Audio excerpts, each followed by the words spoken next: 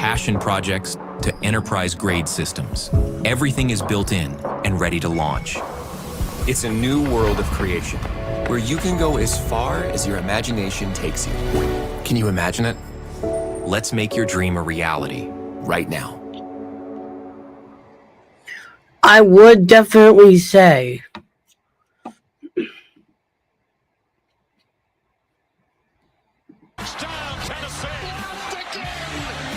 this rivalry was built on fire, handed down from legends. Having a good mood right now. Trent Richards, Jared Henry. It's always great to beat Tennessee. To the ones carrying it tonight. And when it's over, you won't need a scoreboard. And here they come, the student section sharing in the celebration. You'll see it in the smoke. We got the cigars, baby. I need my cigar. Where that? And know who lit the match.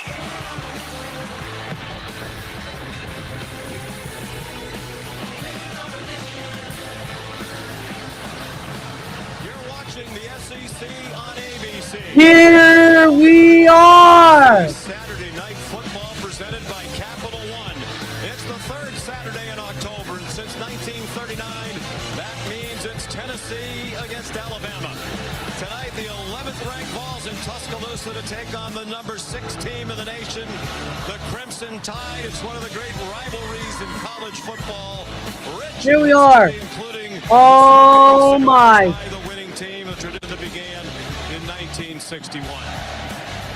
Good evening, everybody, and welcome. I'm Sean McDonough along with Greg McElroy. Delighted to have you with us as this great day of SEC football continues here on ABC with 2 5-1 teams. In the case of Alabama, winners of 5 in a row, the last 3 over ranked opponents. They're playing as well as any team in the country right now, led by their quarterback Ty Simpson, who is emerging as a leading contender for the Heisman Trophy. Yeah, he is skyrocketing up that Heisman leaderboard right now and on NFL draft boards as well. He has been so good these last few weeks, and he has been really good on critical down and distance. 3rd down, 3 for 3 on 4th down last week on the road at Missouri. But the biggest thing is how he's remaining aggressive while taking care of the football. 16 passing touchdowns against just 1 interception. He's got to keep a clean sheet against a good defense tonight. In his 4th year in the program, waited his turn to be the starter, and it is paying off. Meanwhile, Tennessee arrives as the highest scoring team in the country, averaging better than 48 points per game with a newcomer at quarterback. It's an amazing story we'll chronicle as we go. Joey Aguilar, he's been terrific for the Vols. Yeah, I think they've upgraded a quarterback from last year. And while Joey Aguilar doesn't have the ceiling of his predecessor, I know what I'm going to get every week. He's consistent. He's steady. And the fact that he got here in June and has a great I understanding definitely of this will offense say. is tremendous. He's been very accurate on the downfield throws. He's been very good when he needs to take off and run. It's going to be about making great decisions tonight against a ball-hawking secondary for the Crimson Tide. He's 24 years old. It's been quite a journey for him to get to Knoxville. With more on his story down on the field, here's Molly McGrath. Well, Sean, Tennessee quarterback Joey Aguilar told us this is hands down the most hostile environment of his career, but said he used to dream of moments like these and never thought that they would actually happen. From stepping away from football in 2020 and working at a car wash to make ends meet, to JUCO and App State, Aguilar told us his journey is proof that he can never be counted out. And in moments like this, he doesn't feel nervous. He feels gratitude and excitement that he is finally getting the opportunities that he dreamed of, Sean. And a brief stop at UCLA, transferred there out of App State. Thought he was going to be the starting quarterback. Then the former Tennessee quarterback, Nico Iamaleava, transferred to UCLA. So Tennessee needed a quarterback. Aguilar arrived, and as you said, Greg, he has played at a very high level. Great atmosphere here. Tennessee trying to win this game for the 2nd year in a row and trying to win in Tuscaloosa for the first time since 2003. They've lost 10 in a row here at the home of the Crimson Tide. Comfortable night, a little warmer than you would expect. Today, on the 3rd Saturday of October, the temperature got up near 90 degrees.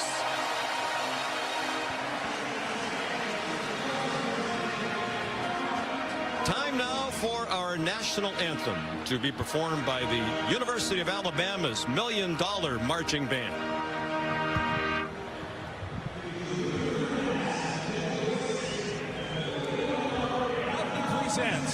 our national anthem.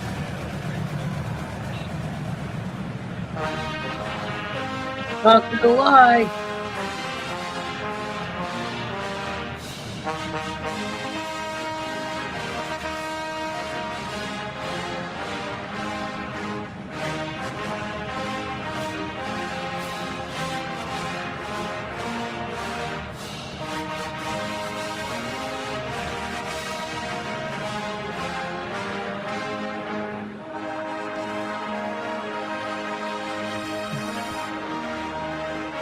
Let's get retarded in here.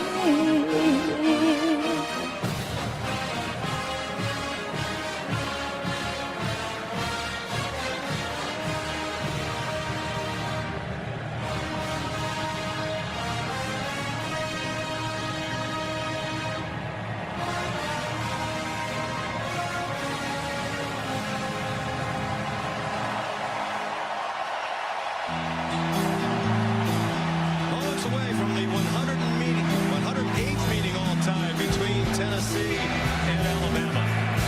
The Papa John's kickoff is next after these messages and a word from your ABC stations.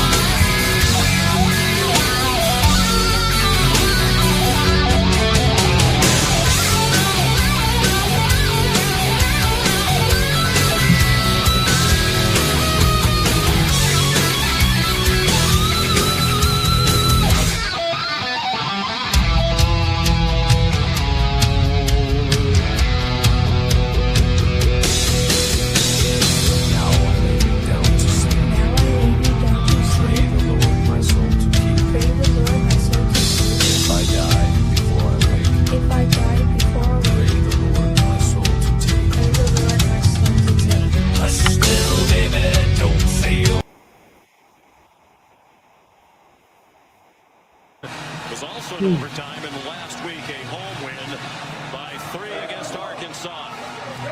Kalen DeBoer in his second season. His Crimson Tide have bounced back beautifully from that surprising loss in Tallahassee to open the year. Oh my God, it's him. Wins the last 3 against ranked opponents. 2 of them on the road at Georgia and Missouri. If they win tonight, they'll be just the 4th team in SEC history to win 4 consecutive games against ranked foes.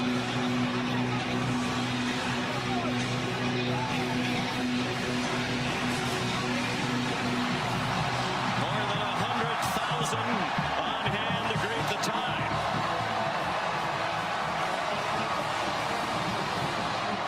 And Ty Simpson ready to go. Greeted by the referee, Jeff Heeser. I think, I definitely would say. The opening kickoff in just a moment. This has been the Papa John's kickoff.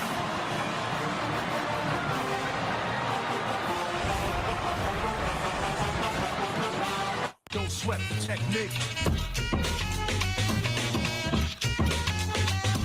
Fresh, never frozen original dough made from 6 simple ingredients. Get 2 medium pizzas for $6.99 each. Better ingredients, better pizza. Papa John's.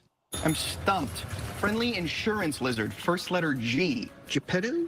Come on, you just switched to Geico for car insurance? They knew exactly what you needed? The friendly people at Geico weren't lizards. Think European accent, yay big. Napoleon? No. Not even a lizard. Maybe I can help. No way, it's the Geico Gecko. This guy knows crosswords. 64 across is quibble. Thank you. Get more support. Is that how you spell fracascia? Get more with Geico. Reese's and Oreo. We're finally combining them. Are you happy now? Because your mouth is about to be. Yeah, your taste buds, they're gonna lose their freaking minds. No, Reese's no. Oreo. You No. asked for it. No, I didn't. Wins, you feel like a winner. But when your team wins and you get your favorite burrito delivered with DoorDash, you feel like a winner. Maybe that's too much winning energy. DoorDash, your door to that winning energy. That's very good. Good commercial. Good commercial.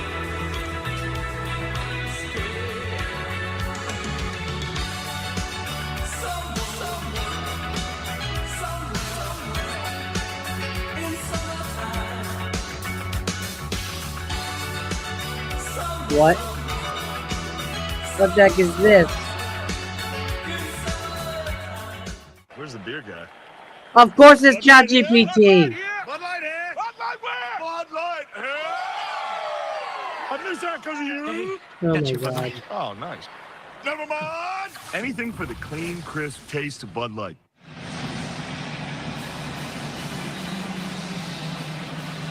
Today, just the 7th time in SEC history there have been 3 games matching ranked opponents. All 3 of them here on ABC. Let's hope that this one is as entertaining as LSU and Vanderbilt, and particularly Ole Miss and Georgia that preceded this one.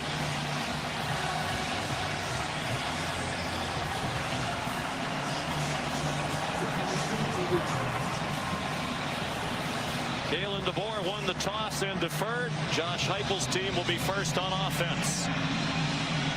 Connor Talty will kick off. It's a breezy evening here in Tuscaloosa. We have wind gusts up to about 20 miles per hour. You were on the field before the game, kind of a swirling wind. It can definitely affect the float on the ball in the kicking game and the passing game. Predominantly blowing left to right behind Talty's back here on the kickoff.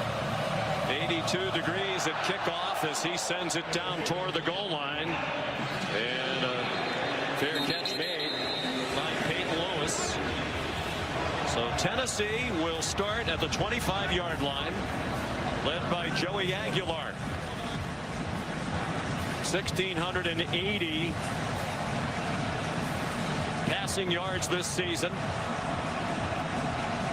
6'3", 225 pounds. I definitely would say. California, the East Bay, and the San Francisco Bay Area.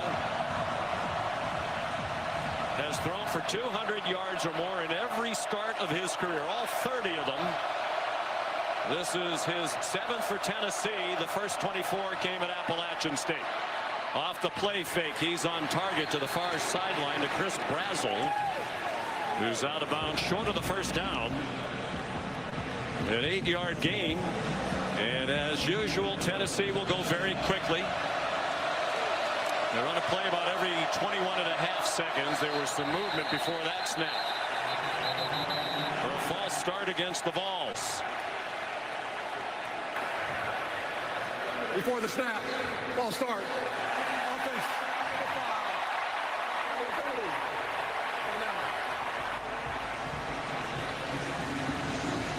Looked like the entire left side of the offensive line just got a bit of an early start there, and communicating at the line of scrimmage with this hostile environment, a huge challenge. I definitely would say. Biggest road crowd he's ever played in front of. It's his second SEC road start. They had the win at Mississippi State. It comes out to the near side.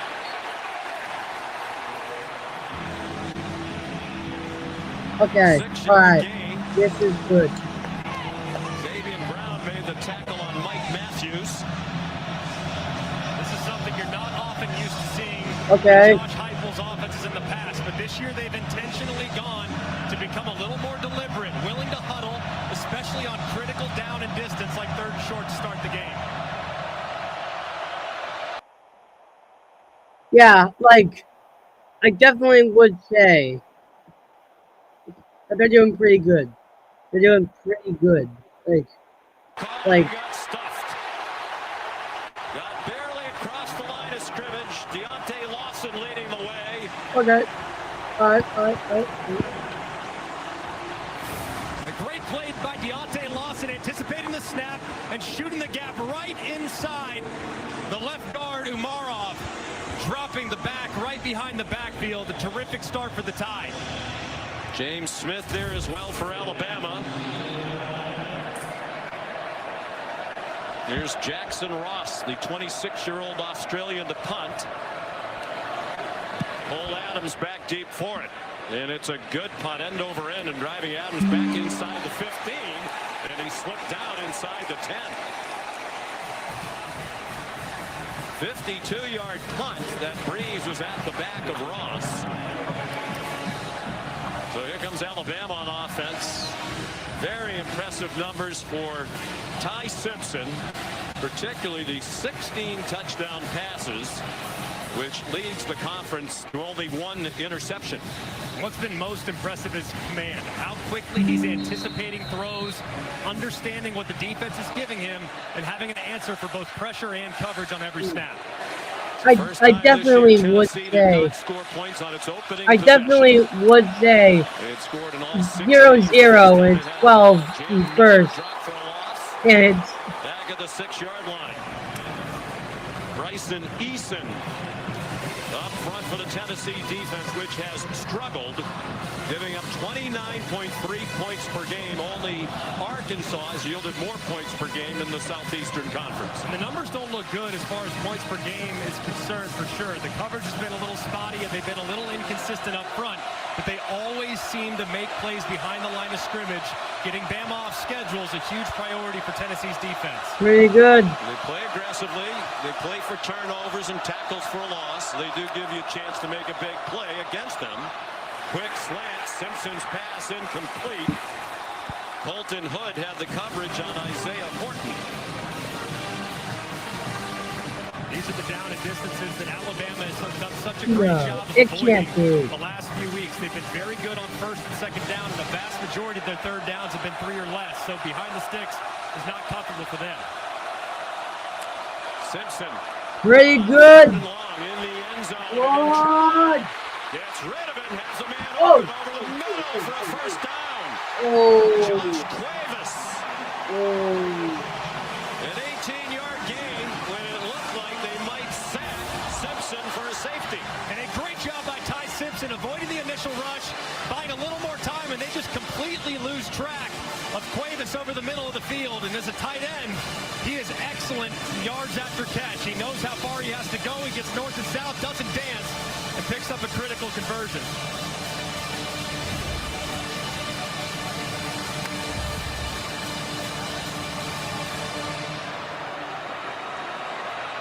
53% on third down coming in.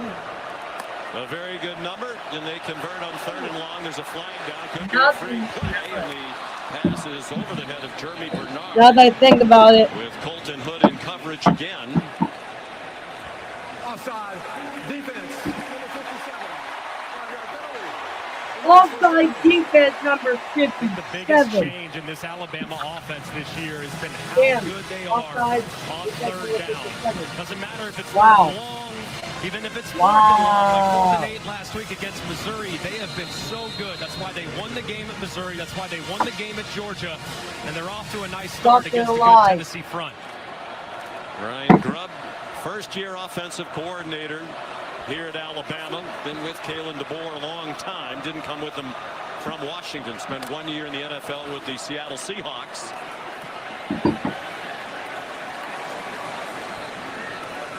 Jam Miller tackled by Jackson Moy. Senior, part of that defensive. Not gonna lie. Not gonna Tennessee. lie. I think I should definitely have iced coffee. This defensive front is very deep. They roll 12 along the front, and they feel really good about just about all of them. Only 12 guys have recorded a tackle for loss for the Volunteers this year. That's remarkable depth in this era. They have 26 sacks, second in the country. They come after Simpson, forced to pull it down. Throws, caught. Definitely got iced coffee. First down, out near the 40-yard line. Lazir Brooks made the catch, the freshman from Millville, New Jersey. And this is something that's very important for Ty Simpson all day, is an aggressive pass rush with really good personnel. He cannot drop too deep in the pocket, but if those pass rushers get pushed, you escape north and south. Keep your eyes downfield and someone might uncover. Kevin Riley, the running back now, as they line up in the pistol, and Riley shifted to the left hip of Simpson. Ty's a Tennessee native from Martin, Tennessee, in the northwest corner of the state. Short completion over the middle to Brooks again for 4 more. Tackled by Jalen McMurray. Similar to last year, both teams were 5-1 when they met in Knoxville on the 3rd Saturday in October. Alabama was ranked number 7. Tennessee was number 11, as the Vols are this year. Tonight, Alabama's number 6. The big difference coming into that game last year, Greg, Tennessee had not given up more than 19 points in a game. They were an excellent defensive team. This year, as we said, not anywhere near as good. It's mostly in the back end at corner where they've had some injuries. Jamad McCoy and Ricky Gibson, the would-be starters. There's a deep ball and a catch over the shoulder by Ryan Williams. To the 25 of Tennessee for 31 yards. Nice. Nice one there. Nice one by Williams. Nice play by Williams. Oh, that play. That play's amazing.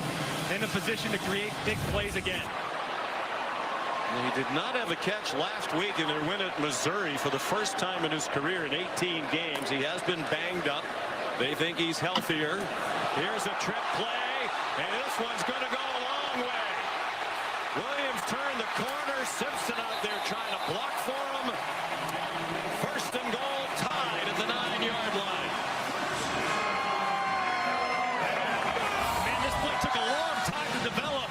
You can see the late pitch, and there's nobody home. It's a very aggressive front that will over-pursue. Some misdirection can be very helpful for the Tide's offense tonight. This is the crazy. On the move. Jeremy Bernard to the 4-yard line. On the 9th play of the drive, they started at their own 9-yard line. This is a great starting drive for Alabama. They've gotten most of their playmakers started. They've got a look at a couple of receivers. Ryan Williams has already gotten going. It looks like Ty Simpson's seeing the field pretty well. Jam Miller, the running back. Williams in motion again. Miller straight ahead. Still fighting. They're going to mark it I'll back say. to 2 for a 2-yard gain. Here comes 3rd down and goal. Midway through the first quarter.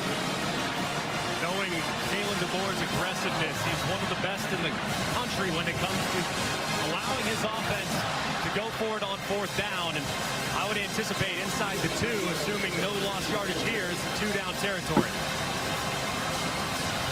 11th play of the drive. Not the Lions pretty good. Pass, 5 of each to this point. Bernard lines up, as does Cuevas. Now it's Cuevas who goes in motion. Simpson to the goal line. Touchdown. Isaiah Horton.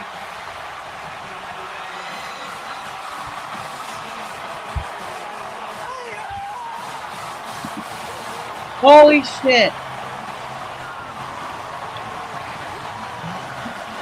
They got a touchdown. Yards in 11 plays. And Horton the touchdown. It's sort of like that one Family Guy, isn't it? It's like that one Family Guy scene, isn't it? Simpson, it's like that one Family Guy scene, isn't it? Whenever I leave the gun, whenever I'm not looking, the best parts of the game happen. Yes! Yes! Oh my god, the camera glitch. Takes the mismatch on the outside with his big receiver. 11 plays, 91 yards in 6 minutes. Give the Tide the 7-point lead. The 3 for Me, only at Chili's, keeps getting even better with the all-new Big QP, and all this for just $10.99. With 85% more beef, it makes a quarter-pound burger look tiny and, well, yeah, tiny. This Chili's 3 for Me is the best $10.99 you can eat. We put it through the worst, so you get its best. Nissan, #1 in new vehicle quality. Hey, them, Coach. I would definitely say. Work, baby. I'm sure they're here to see the commissioner of coverage. Flat. Commissioner. When health insurance doesn't cover everything, what's the move? Aflac. What commissioner means is that Aflac gives you cash to help with all those medical bills. We think you're amazing. I came to see you, huh? Get help with expenses health insurance doesn't cover with Aflac. An official sponsor of ESPN College Game Day. How do we get Aflac? Man, they gotta ask about it at work. They are working. All right. Same thing? Yup. This is our year. You know, if getting AT&T's best deal on the new iPhone 17 Pro without needing the most expensive plan taught me anything, it's that switching things up can be a good call. So how about we try something that's timeless? Oh, yeah. Good call. Ooh. Get the all-new iPhone 17 Pro on us. Designed to be the most powerful iPhone yet. Most expensive plan not required. Team, it's been a grind, but I think I've aged you well. Some might say perfect. Who's ready to show who's the cheesiest? I woke up feeling the cheesiest, Coach. Cheez-It, official sponsor of the college football playoff. You've got a big day, and you need to smell fresh. That's why the all-new Unstoppables gives your clothes a 24-hour non-stop freshness. So no matter how long the day goes, you can't stop this power, this walk, this pose, this strut, this look, this talk. Unstoppables fresh. Smell unstoppable. Definitely. What does it mean to be rich? It's first steps. And sometimes the last word. Rich is living life your way and having someone who can help you get there. The key to being rich is knowing what counts. Edward Jones. I'm the Modelo Recruiter, and I reward full-time fans. Check out this recruit. The conductor can single-handedly hype up the crowd. This full-time fan deserves a Modelo.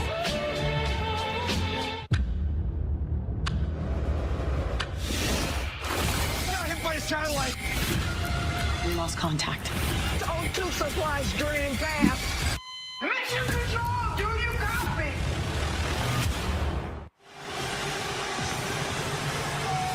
Put the game's back on. Let's go. Last week in Columbia, Missouri, their first 2 drives, both double digits in number of plays, both ending in touchdowns, and then their first possession Still tonight goes pretty early in the game. for another TD. Still pretty early in the game. Roll time. Roll. Peyton Lewis back deep again for Tennessee on the tall. Okay, if there's one AI site builder on the internet, this is dope tech from Wix. Now this whole flow is a conversation, so your words actually build your website. I'm going for a story. And after a free-flowing conversation, I get this detailed site brief. And just like that, my first draft is ready. Now that's dope. Next, you can really get in there and style it your way. Here's the fun part. You can regenerate this whole thing over and over. Or you can tweak something specific, like your layout. Let me describe what I had in mind. Yeah, that's fire.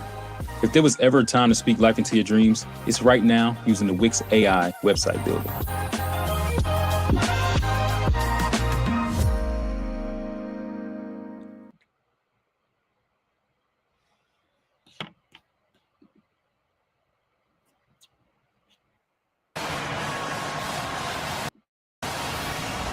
Just a great rush here by Pierre as they work inside.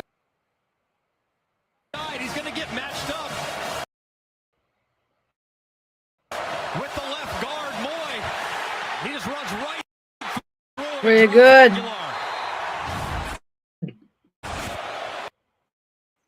They haven't had many backs, just their We got it. We got it. We got it.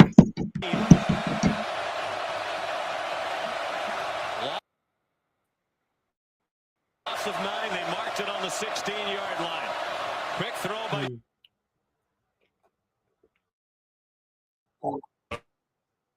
Across the 25, they'll give him the 27. Watch. He's still needing more on third down. The protection needs to be good. Watch. This. Watch.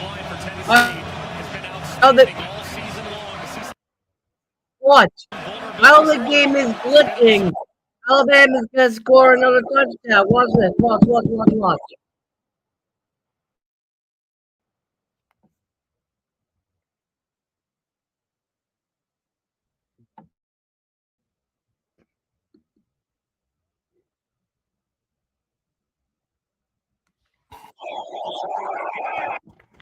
Oh, come on, man.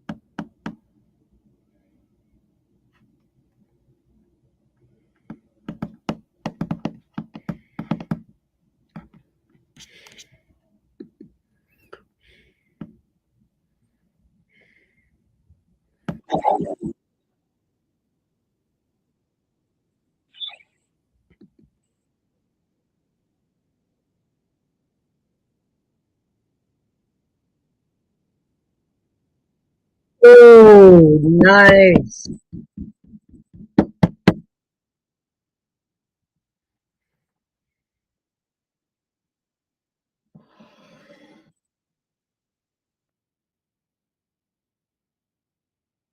Oh, really?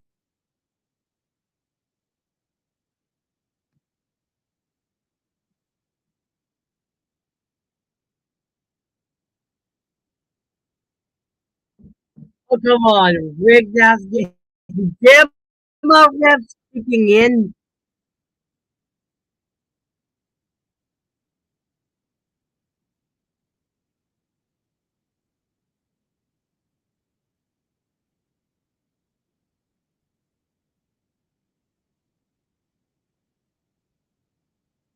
Yeah.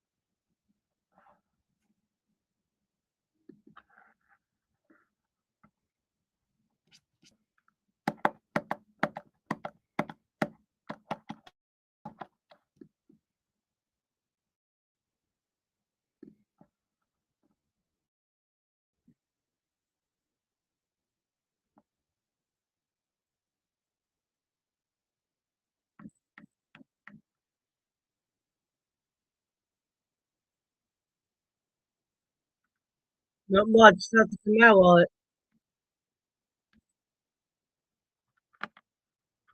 Of course.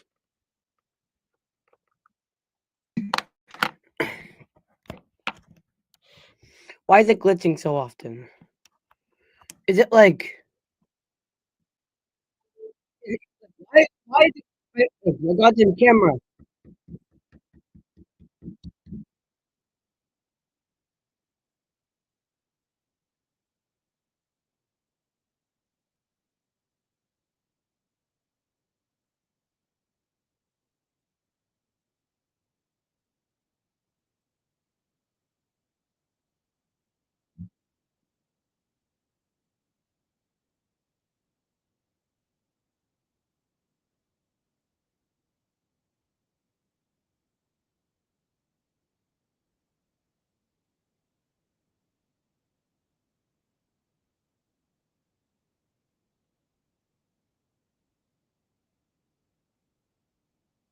Huh.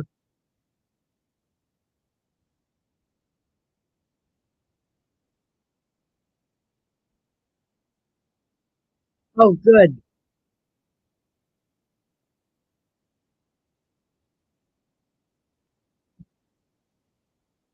Let's get retarded in here.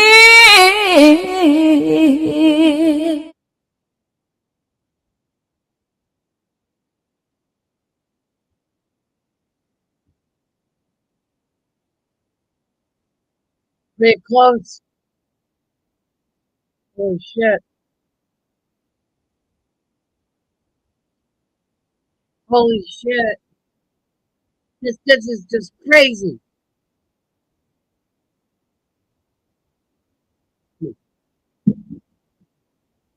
Complete bullshit. Complete bullshit. Complete bullshit. Oh, yeah. Oh, yeah.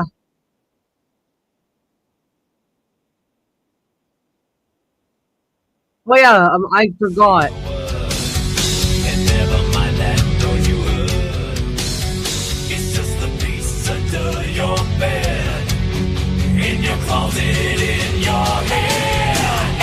Exit light, and tonight, grain of sand. Exit light, and tonight.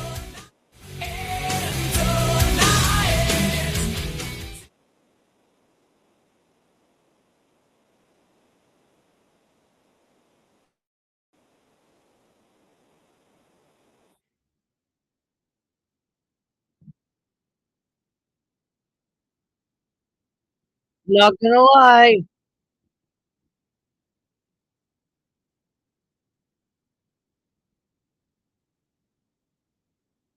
Yeah, speaking of Tennessee. Let's get retarded in here. That's Tennessee.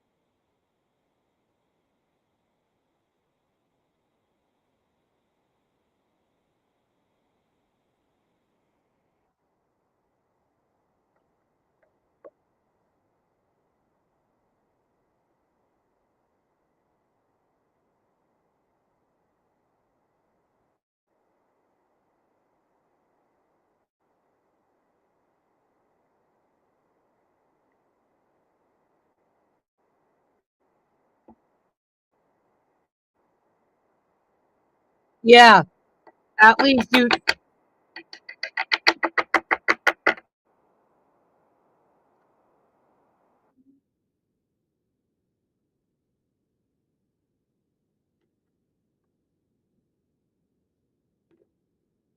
Okay. Not gonna lie.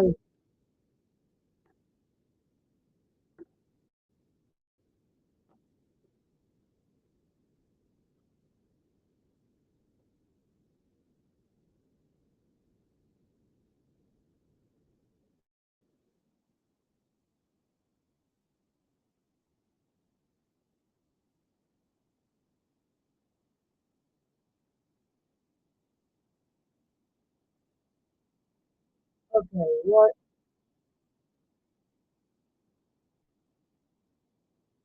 Is this the Jeep Wrangler commercial?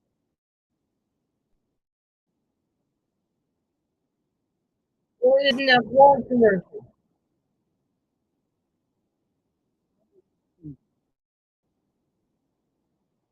It's Ford!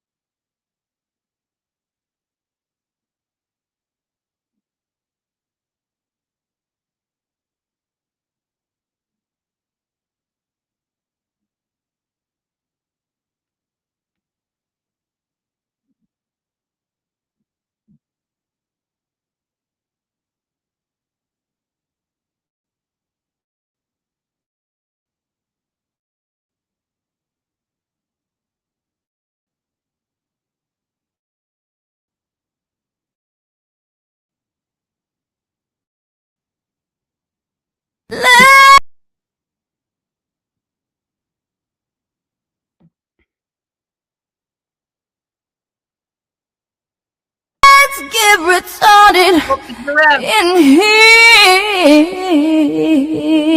You know about the ref? That's the ref.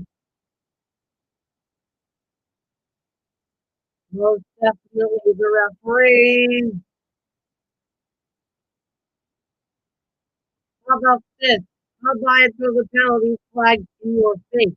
How about that?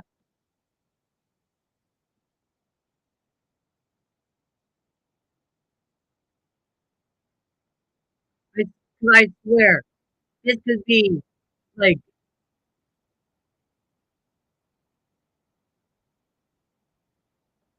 like this is absolutely crazy.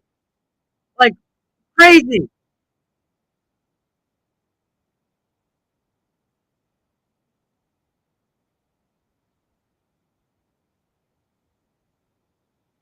This is absolutely crazy. You can clearly tell.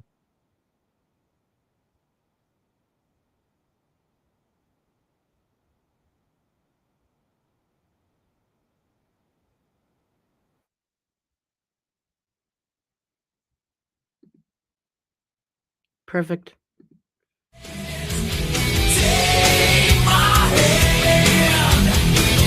Never, never land.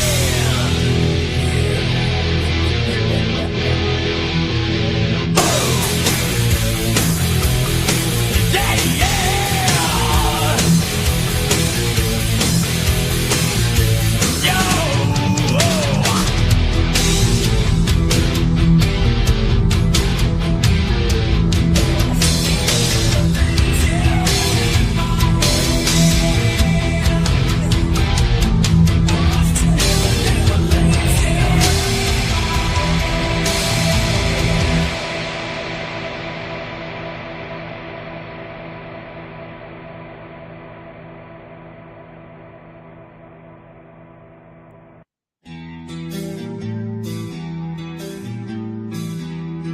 Not gonna lie.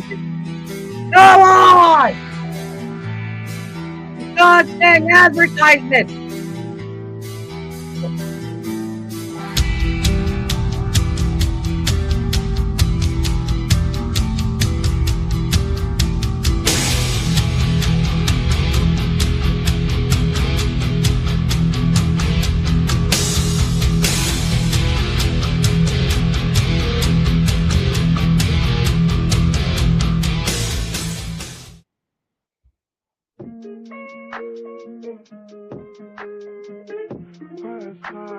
Like,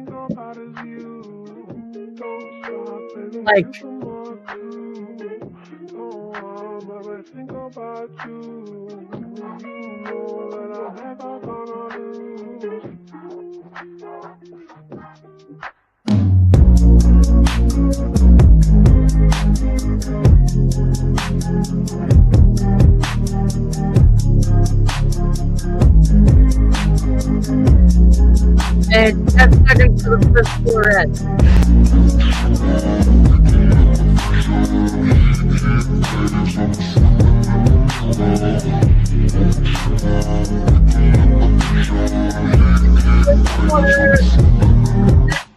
First quarter. All I think about is you. Late nights in the middle of June. He always been faking me out. Can't make you happier now. Sometimes all I think about is you. Late nights in the middle of June. He always been faking me out. Can't make you happier now. Usually I put something on TV, so we never think about you and me. But today I see our reflections clearly in Hollywood, laying on the screen. You just need a better life than this. You need something I can never give.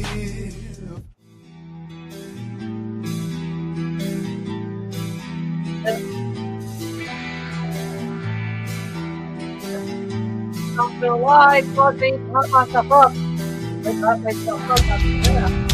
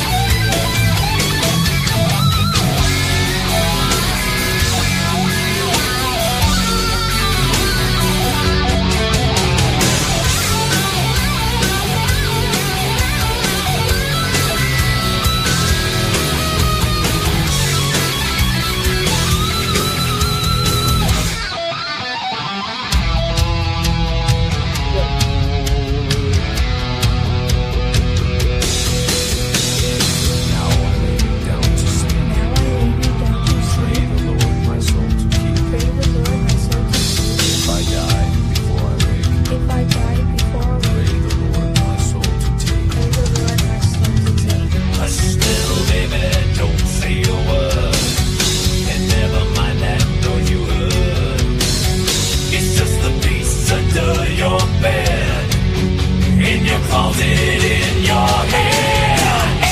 Exit light into night.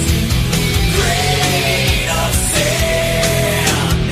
Exit light into night. Take my hand. Off to never, never land.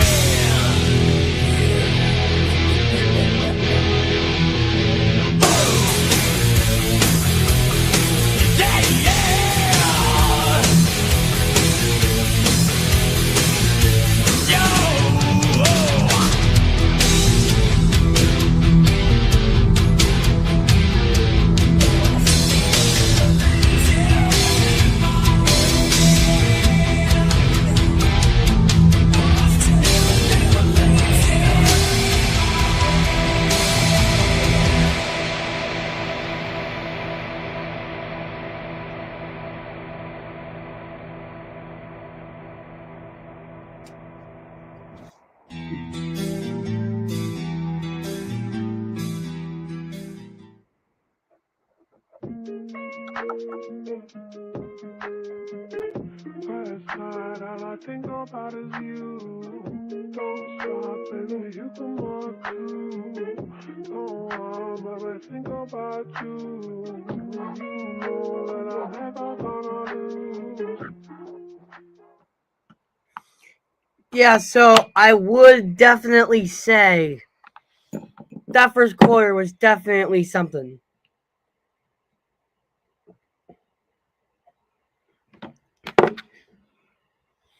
Like that, like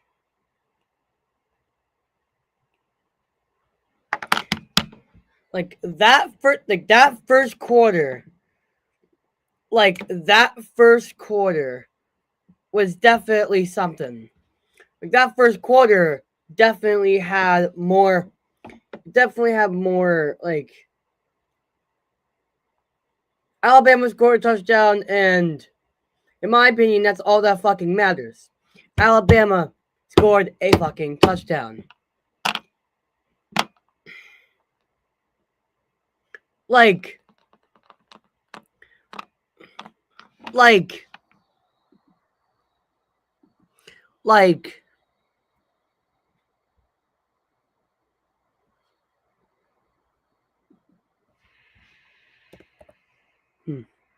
it's not really much, but I do need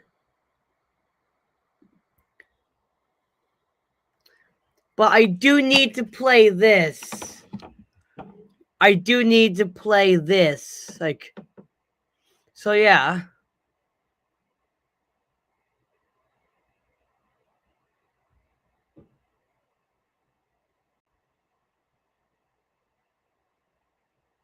But yeah, like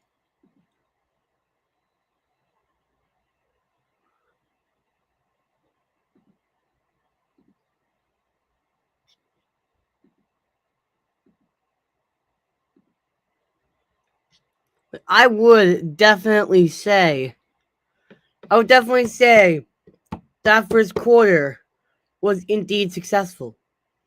That first quarter definitely,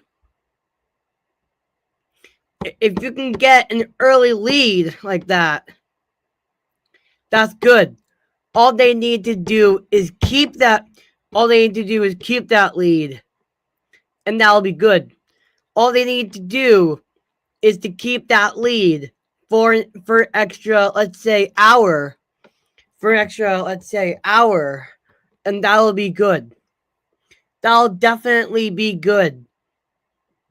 Like that 1 hour. It's definitely something.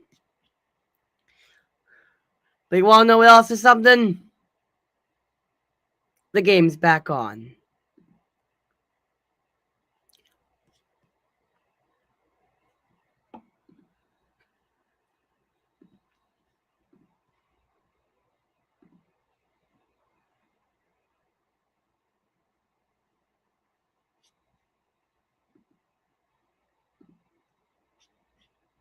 I would definitely say 20:30. it's 8:30 already. Holy shit. I would definitely say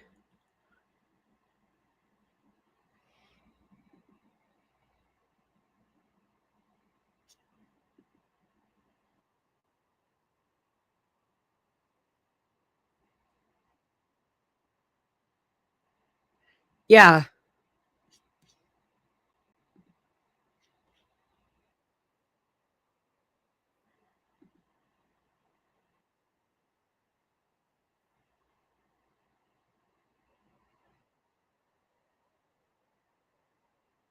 Yeah.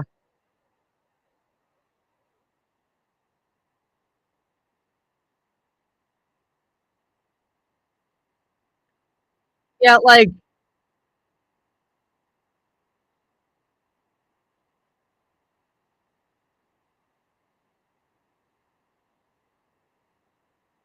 And you saw that embrace pregame. He told Ty, yeah. catch Like every snap, do the little things well, always coaching up his son, Sean.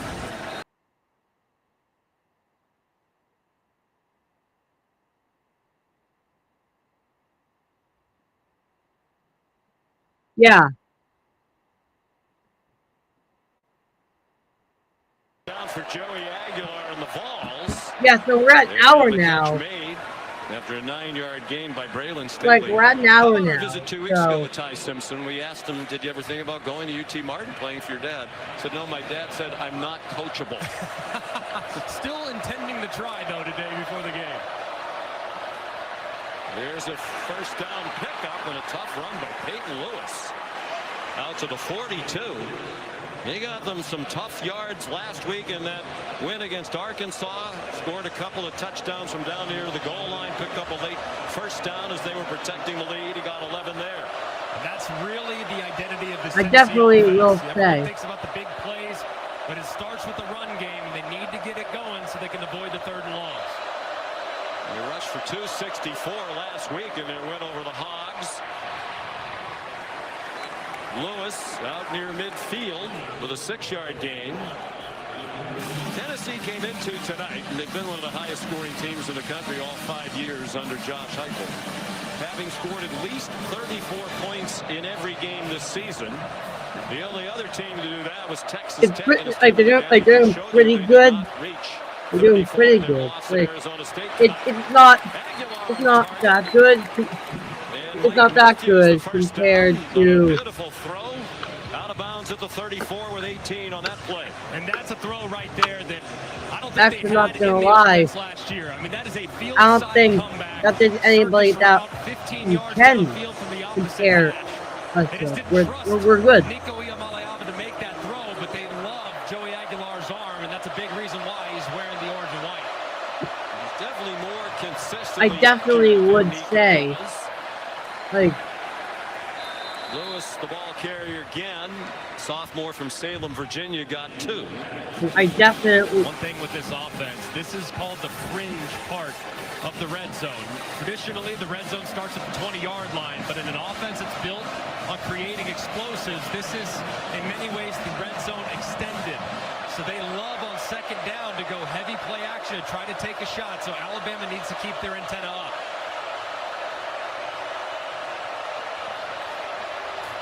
Aguilar incomplete. I definitely will say, trying to get the lighting has been the craziest part of the offense. Like, the lighting is crazy. Like, yeah, you can play with the lighting and all that, but The ball's 1 out of 4 on 3rd down. Aguilar got it off on target. Braylon Staley tripped up inside the 5. Deshaun Jones saved a touchdown for Alabama. It's a 30-yard gain for Tennessee. They run quickly to the line of scrimmage at the 2. pretty good. Lewis dropped for a loss.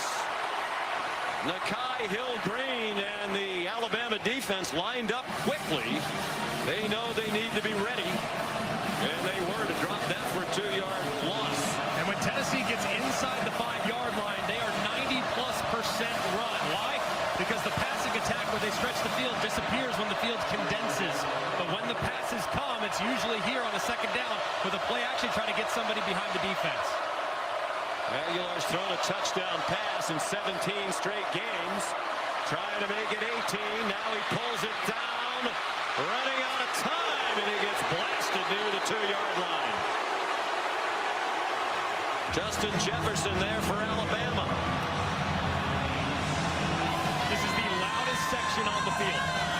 Right in front of the student section, you're about 15 yards away. Have to make sure you communicate here because false start or lost yardage takes away the ability to go for it on 4th down if you want.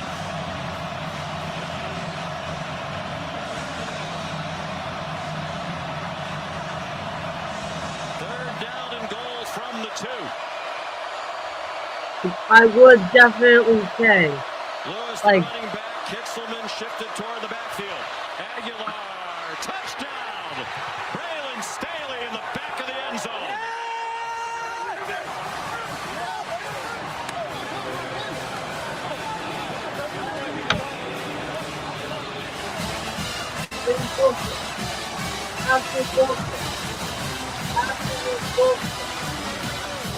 Absolute bullshit. Staley's 3rd touchdown catch of the year. Absolute bullshit. South Carolina. 1-point lead. We still have 1-point lead. Plays 78 yards. Staley in 3 catches on the drive, including the touchdown. Max really? Gilbert to tie it. And it's 7-7 with 9:46 to go in the first half. Oh, we're tied! Championship drive. Game of the week from Tuscaloosa. Ooh.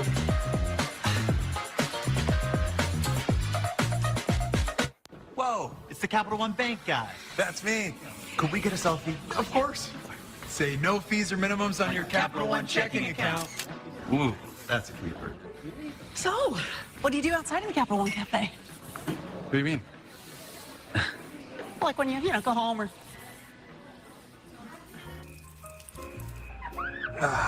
Sleep tight. Don't let the overdraft fees bite. What's in your wallet? Buy one Sonic Smasher and get a free large drink in the Sonic app this month only. That's one hand-smashed Angus beef Sonic Smasher plus a free large drink when you order in the app. It's the QB1 of burger deals. Touchdown! Will they play it safe or make the bold choice and go for 2? Go for it. Gotta go for dos. Go for 2. Grab the Dos Equis. They're going for Dos. Dos Equis. Always go for Dos. Let it storm, let it thunder.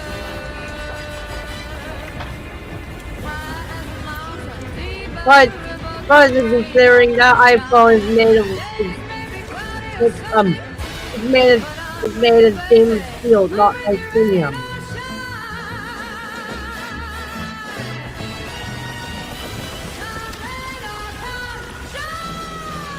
I kinda want. Is your mattress giving They're you not gonna show us the footage! Mattress Firm? No, come on! A more supportive mattress. What's the point? With targeted support to What's help the relieve point those of nagging that aches. ad? And now you can save up to $600. Mattress Firm. We make sleep easy. Last year, you spent 33 minutes out of a 4-hour presentation talking about the phone's camera. 3-row luxury. Or a car that doesn't elevate everyone's experience. it's Is a car that's 2011. not short of amazing. Not gonna lie, in 2007. 4, 3, 2, 1, level up, level up, level up, level up, level up, level up, level up, level up, Really? level up. All this on me so yummy. Know you want this yummy, yummy all in your tummy.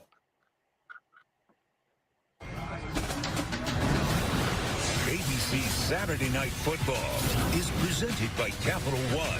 Oh my God. And in part by Sonic.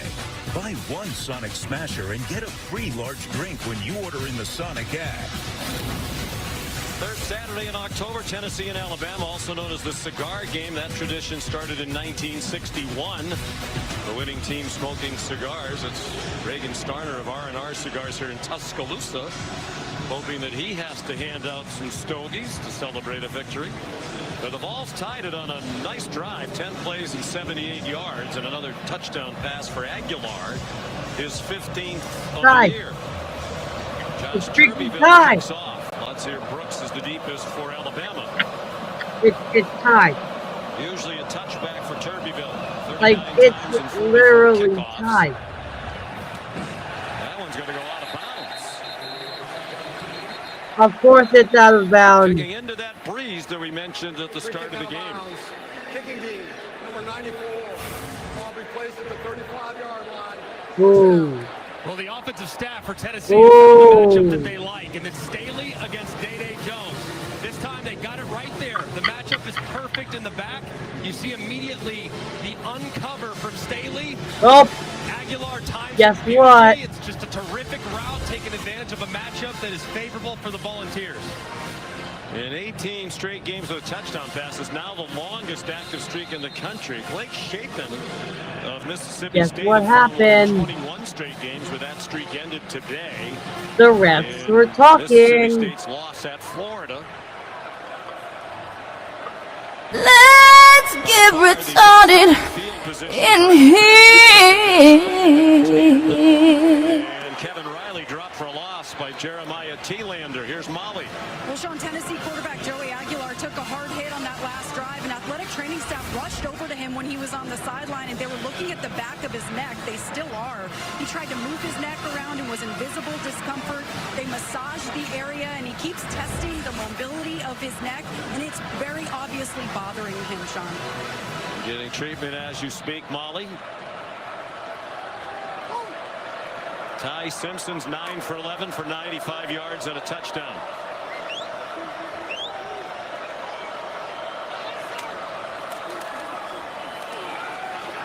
Riley again, nothing doing. Joshua Josephs, the outstanding defensive end. They call it the Leo position, hybrid of a defensive end and an outside linebacker. This group for Tennessee along the defensive line is so good at gap penetrating. Now, that aggressiveness can sometimes come back to bite you because you might get out of position from time to time. But when they win inside against an offensive lineman, they almost always drop the back behind the line of scrimmage to set up long yardage situations. Tim Banks is the coordinator. They've had 446 tackle in the Southeastern Conference. They have talent up front, and they attack. Schematically, Simpson incomplete. Intended for Brooks. There's Banks on the right of your screen.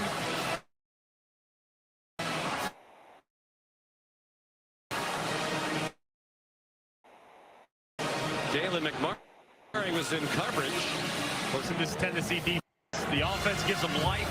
They've now tied the game, quieted the crowd just a bit. You force an immediate 3 and out. And all 3 plays played right into the strength of Tennessee.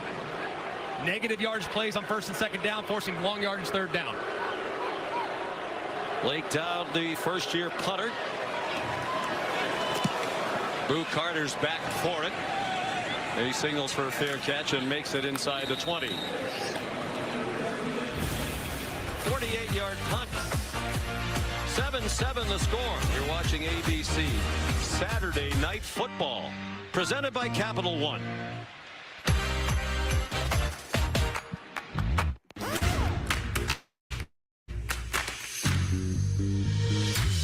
Big time savings are going on now at Mavis Tire.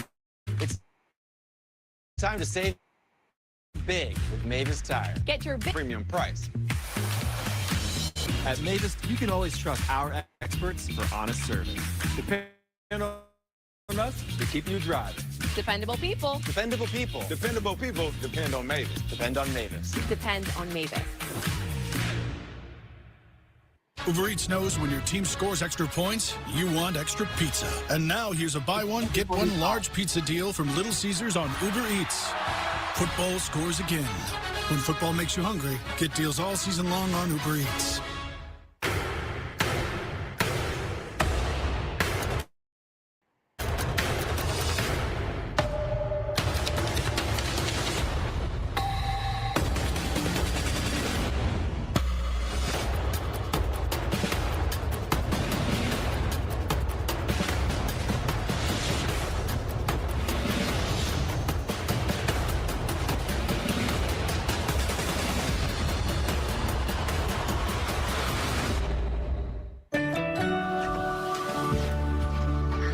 Did you take your vitamin today?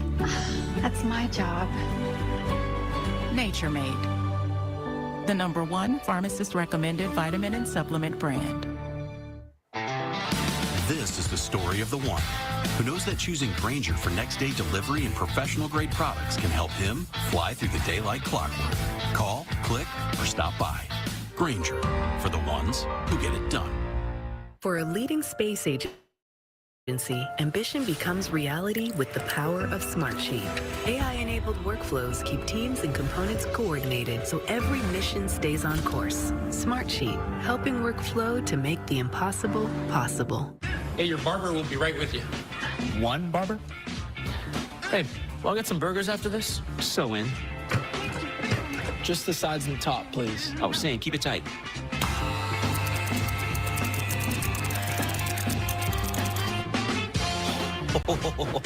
Dude, yours looks great. That's what I'm talking about. Fresh. Mom. A Monday Night Football doubleheader. Bucks, Lions at 7 and Texans, Seahawks at 10.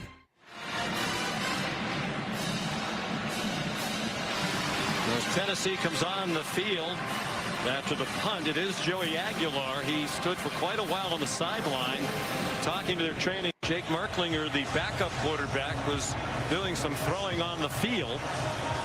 But it is Aguilar to continue, at least for the moment. In a 7-7 game with 8:03 to go in the first half.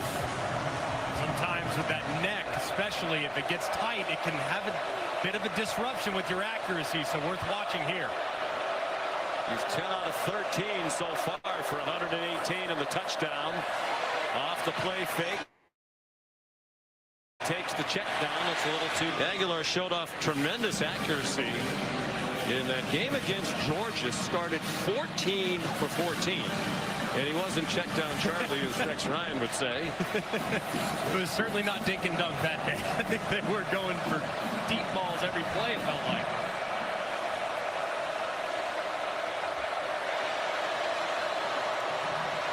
Sends it out very well.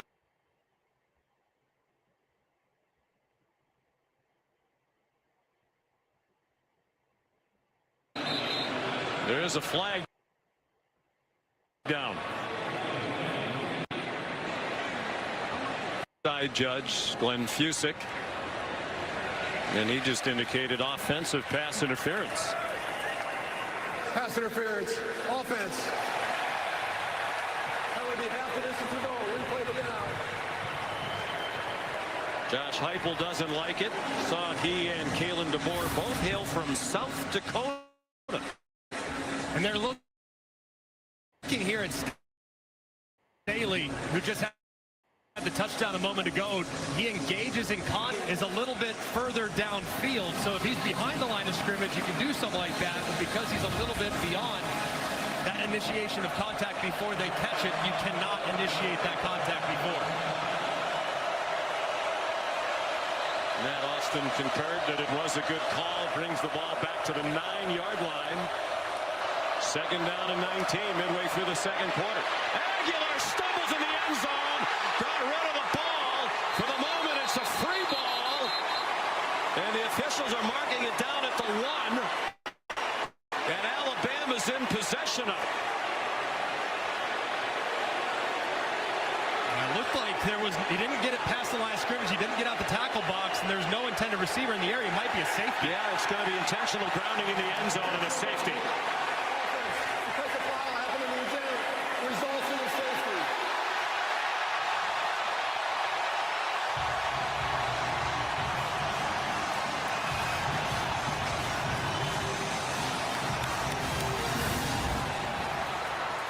And just a great rush. It's Yonze Pierre on the right side again, who's just bowling Perry, the right tackle, right into the legs of his quarterback. And Pierre, so far, has arguably been the best player on the team. It's now 2 sacks and a forced safety here as he walks that big right tackle Perry into the lap of Aguilar. Unfortunate for Tennessee. Aguilar got tangled up with his right tackle Perry. The offensive line play has been excellent coming in. They lost 4 starters from a year ago. With a new offensive line, coaches were raving about what a good job they've done. As we said earlier, they've given up only 4 sacks all year. 8th fewest in the country. Tied with that confirms it. the SEC starting today. That confirms it. I leave and take a shit. Injured. I leave to take a shit. And then, oh my God. Pierre was waiting behind them. Back. To the coaches 2 weeks ago. They said, you know what? Pierre's really good. Yeah. And this is his first multi-sack Other- game of his career. either way. Sophomore from Eufaula, Alabama. First of many. I mean, this young man's got a lot of juice off the edge and has the length. I mean, he looks like a prototypical edge rusher that we've seen in crimson and white for a number of years. So the free kick comes from the 20. Turbyville. And Luxier Brooks from the 15. And he reached the 31-yard line. Tackled by Trey Poteet. So far for Alabama, the run game really Wow. hasn't been there. Jam Miller's averaging just 1 yard per carry. Kevin Riley, his 2 carries have gone for -2. The only guy with anything going on the ground is Ryan Williams, and that was on a big reverse. So at some point, Ryan Grubb is going to have to find some movement up front in the run game to take the pressure off the pass. Very impressive opening drive. 2 punts since. His shift back into the pistol with Jam Miller behind Ty Simpson. Simpson One. steps into the One. throw. Caught Jeremy Bernard to the Tennessee 40. Second catch of the day for their leading receiver for the year, Bernard. And this is a really decisive throw here from Ty Simpson. Off play action, big dagger concept to Bernard, working underneath the linebacker. Let's get retarded in here. Quarterbacks in college football working the middle of the field, particularly between the hashes, and the Simpson family, his dad Jason, loving what they just saw. And Graham sure looks an awful lot like his older brother Ty. Are we sure that that's not Ty and Graham's actually playing? Do we know that for sure? Here comes a blitz. Simpson too high. Happy just to get rid of it, with Caleb Herring putting the pressure on. Bernard couldn't rescue the throw. Tim Banks does a really Ref. good job defensively for Tennessee. I They mean, showed the ref. he really Let's get retarded in here. they always seem to come at very good times. the ref. It's a well-timed blitz and a well-executed play. And they got dealt a very tough hand when they lost Jamad McCoy and Ricky Gibson, who could have been their starting corners. McCoy, a preseason All-American, got hurt in the preseason. Man wide open, Brooks out of bounds. Had he been able to stay in bounds, he might have taken it all the way. But the throw took him across the boundary at the 16 after a 25-yard completion. And a great job, too, by Brooks, running through the contact of the underneath defender and finding that open zone.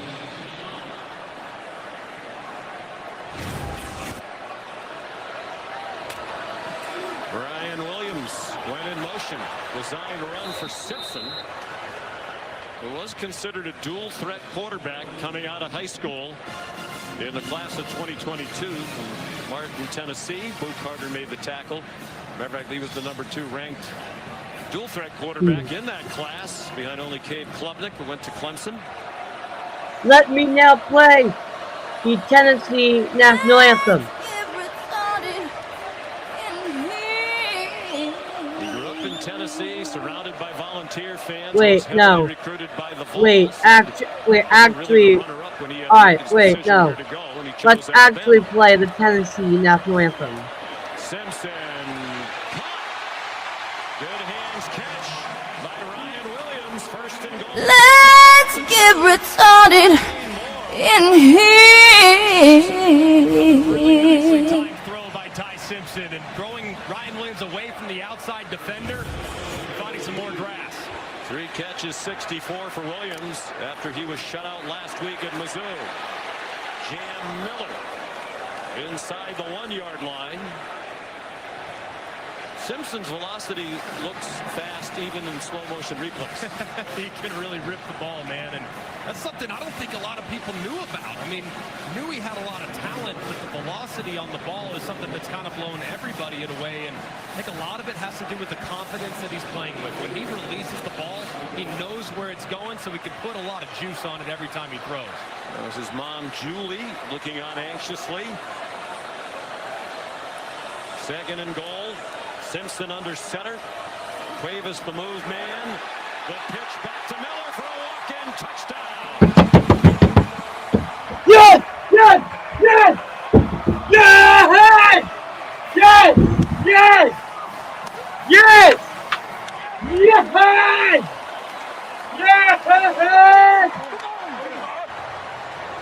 Yes! Yes! Yeah!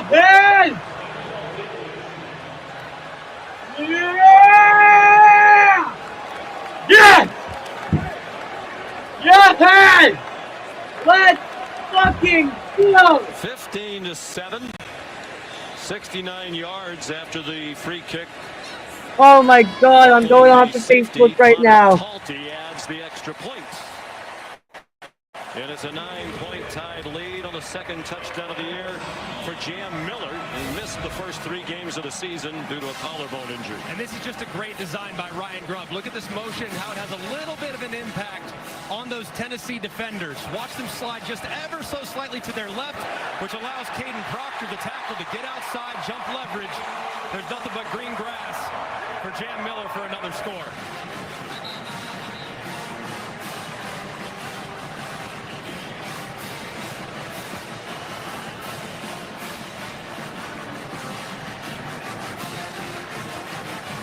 Simpson family. They're one big happy family. They're just not sitting together. Just Graham's with the recruits.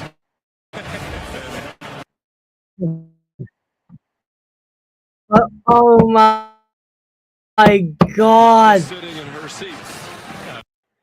Oh my god.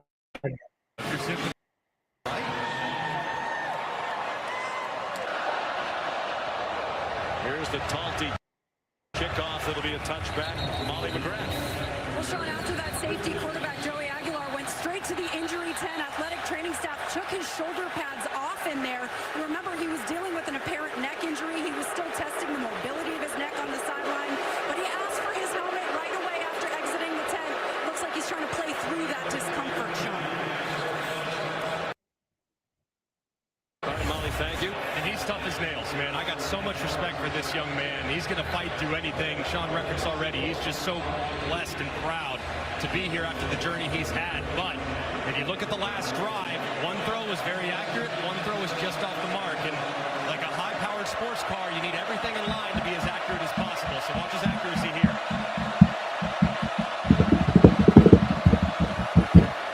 Come out with a run, and it works very well. Star Thomas out to the 44 with a 19-yard pickup on his first carry of the Not gonna lie, this is pretty good. For Tennessee is so difficult to defend with the pullers. Now Aguilar play This is fake. pretty good. It's not like And now a flag down on the tackle.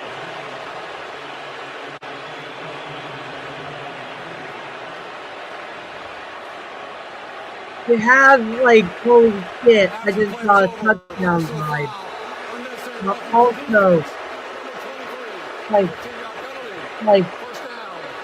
speaking of holy shit, we got touchdown. Remember, as soon as the quarterback goes into a feet-first slide, he becomes protected.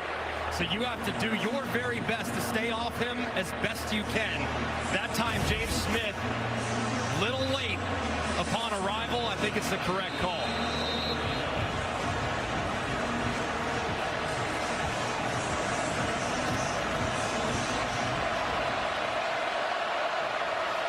You'll notice if you watch Tennessee over the years, they don't go consistently at the blistering tempo of years gone by, and that's by design. There was a flag before the snap. Heupel's going to be irate because the umpire signaled false start when it looked like a defender might have jumped in the neutral zone. I'm sure that's what he's trying to argue right now. I'm trying to argue where the fuck my top is.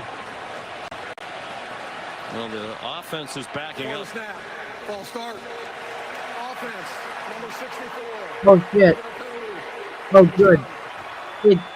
It's a Tennessee false start. Looked like it was number 42, Yonze Pierre. Watch how he kind of steps towards the neutral zone. There he goes, anticipates it, and then that forces the left guard to kind of flinch. And I think you probably could have called the defense there. Fortunate for Bama, they didn't.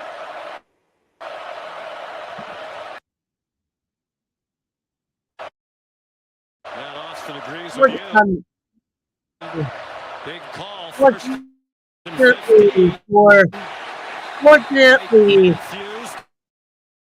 to the 40-yard line. Let's get retarded in here.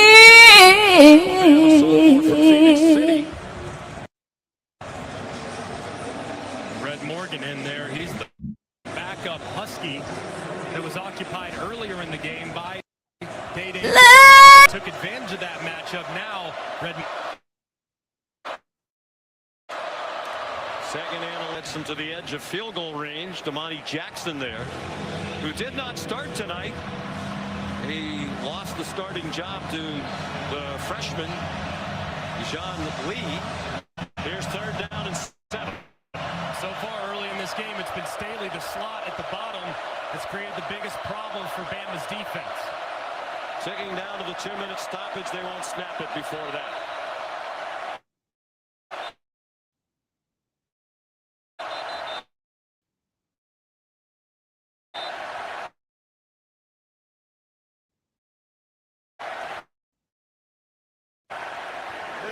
This is the 2-minute timeout. Minutes to go. Touchdown.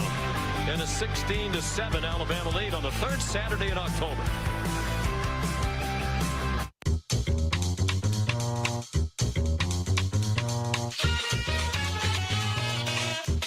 Don't sweat the technique. Thank you for calling Papa John's. Better ingredients, better pizza. Papa John's.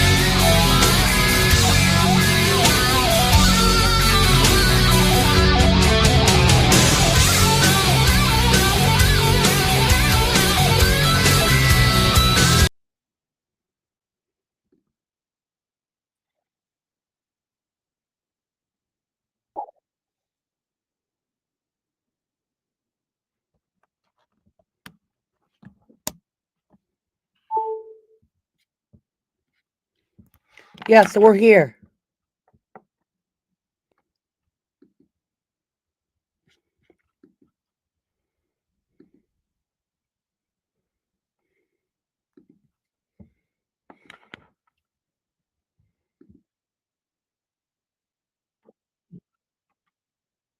Point, you're acknowledging that Alabama's offense is going to be tough to stop throughout the course of the game. They played well against the run, but the back end remains a bit of a challenge, especially with those wide receivers and the reemergence of Ryan Williams. So I think knowing that 7s are going to win this game, not 3s, I totally endorse going forward here on 4th and 2. And a compelling game, 2 5-1 teams. Alabama 3-0, not even to the halfway point of the conference schedule, and yet only one other undefeated team in the conference, and that's Texas A&M after Ole Miss went down in that classic at Georgia today. They are going for it on 4th down and 2. Yeah. From the 31, they are in field Wait. range. They just said that Tennessee was the only remaining undefeated team besides A&M. First down. Holy shit, that comment is gonna go. That comment is gonna go. And a great job by Aguilar, knowing the All-out pressure is coming from Alabama's defense. He knows he can't block them all, so he's got to beat the unblocked defender, Deontay Lawson, with the throw. He does so accurately, and it's a big 4th down conversion. Please reset the game clock to 1 minute, 49 seconds. What the fuck? Reset the play clock. What the fuck? Are you fucking kidding me? Let's get retarded in here. Has to be pleased with what they've done so far. No, fuck it. Bad call. That was a bad call. That was a bad call. Let's get retarded in here.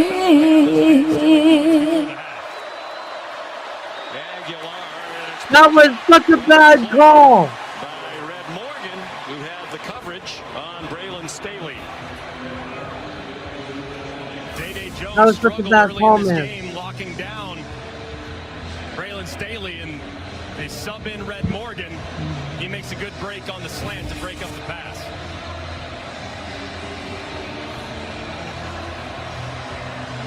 Second and 10. Again, taking their time, making sure they get in the right play in these crucial situations. Star Thomas. A couple, and that's all. Driven back by Mekhi Hill-Green. Playing for his 4th school in the last 4 years. Last time there was a 3rd and long situation, Alabama decided to bring all-out pressure. And you saw Aguilar beat it with the throw.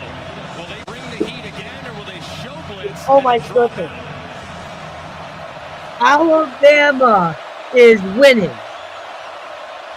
Alabama is winning. They rush 4, including the linebacker Jefferson. Now Aguilar with some running room, needs the 17. And he got close. Justin Jefferson pursued him. It's 4th down again. And looks to be less than a yard from our vantage point as we look at it from the Progressive Pylon camp. And really good pursuit there by Justin Jefferson, but it does look very close. Probably just the nose of the football shy as he travels out of bounds. Running on the field is the runner was stopped short of the line in the game. That play is under further review. I'm a little surprised that Aguilar at the end of that, knowing how close it was, didn't extend the ball forward. Let's bring in Matt Austin. Yeah, sure. This is extremely close. I thought in real time that he had crossed the line. It's where the ball is when he strides across the line of scrimmage. So that when the ball crossed the line, probably about a foot short. So this call will probably be upheld. They might have tried to move it forward, but pushed off balance by Jefferson. Which made it impossible for him to put the ball forward. He's just trying to maintain his balance. There, I hold my hand right now. I do not do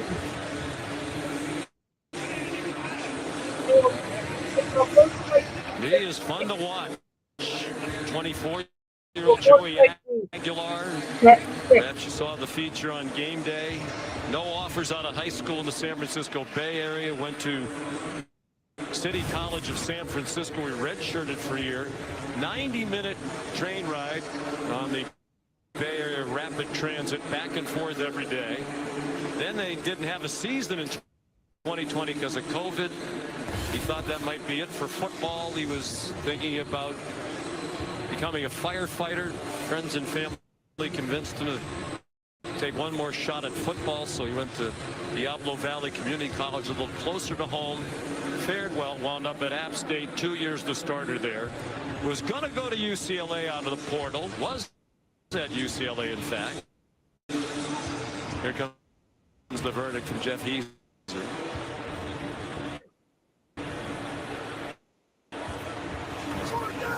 After further review, the runner is short of the line to gain.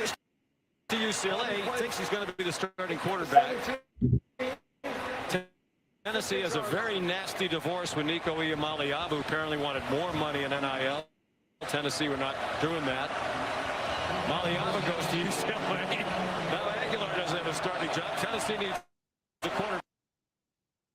They knew very little about Joey, but everybody that ever worked with them, everyone could not sing his praises more. They really did their homework, and they got a good one in Aguilar. Here's another fourth down, 2 for 2 tonight. This is inches.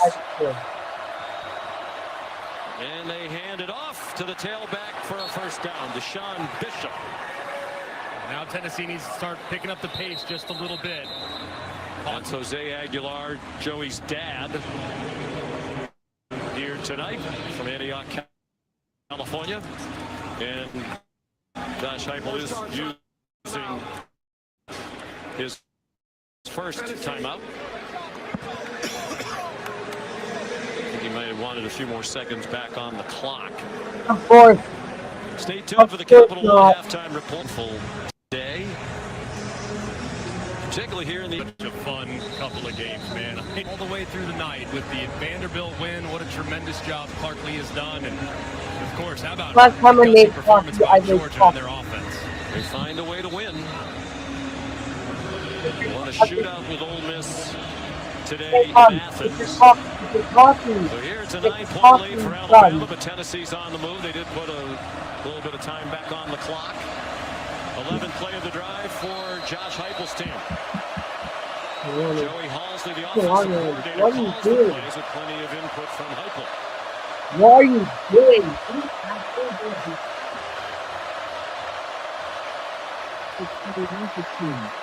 Aguilar to the end zone. Incomplete, trying to get it to Brazel. Xavier Brown had the coverage.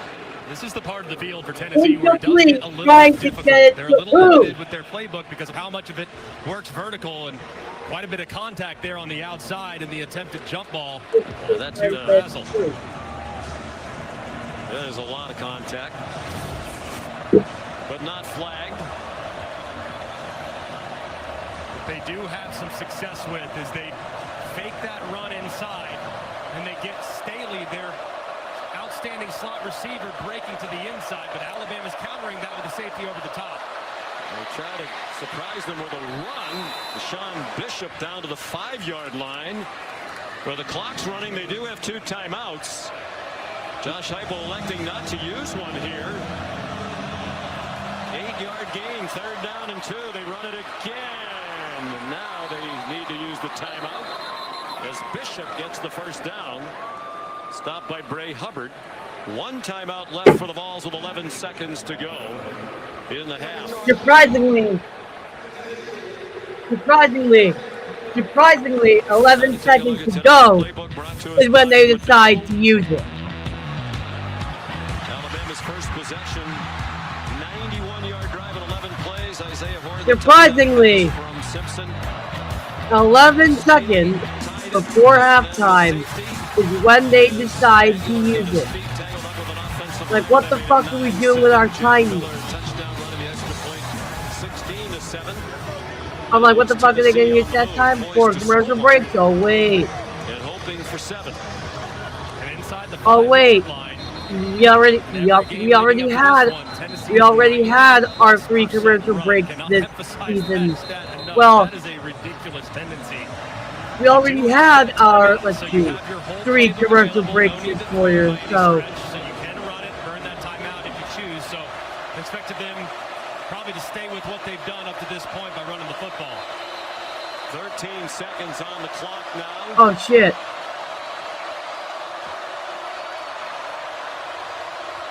Alabama, do something. They try Bishop again. He didn't get there. And now they're going to have to use their last timeout with 9 seconds to go. Third and final timeout. 9 seconds left. Looked like Bishop And they can't even call another timeout. So Alabama pretty much. Thought he might have some surge, but the big bodies inside drop him at the 1-yard line. And now for Joey Halsley, Will be a full 60-second timeout. 60 seconds in length on the timeout. the offensive coordinator, you almost are forced to pass. You can get 2 plays here, but you're gonna have to go to the air, and you got to remind your quarterback you cannot, under any circumstances, Sometimes you just have to take a face palm. sack in the event in which there's pressure. Sometimes you just have to face palm. Stolen.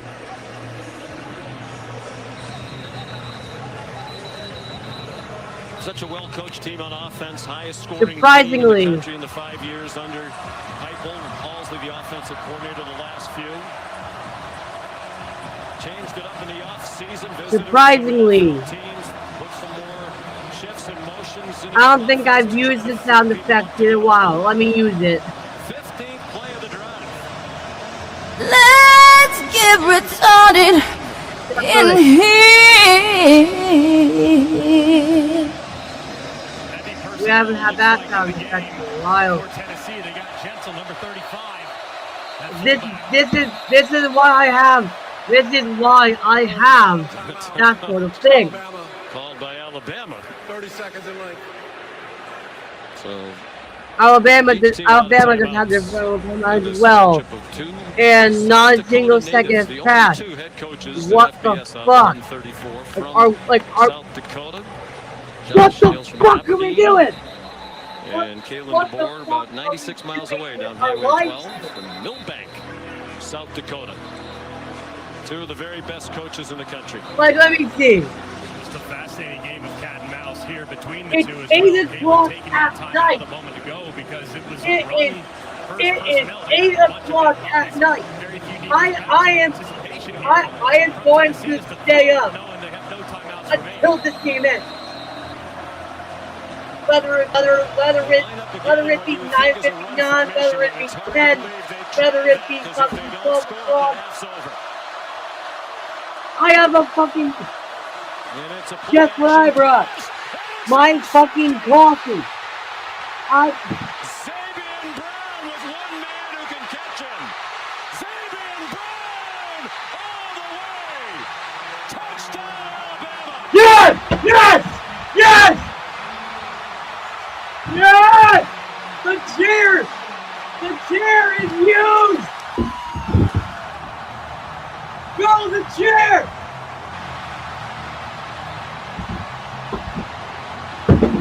In this house, we praise the Lord!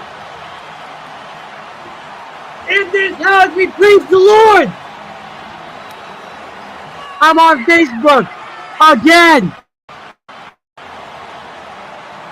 Touchdown!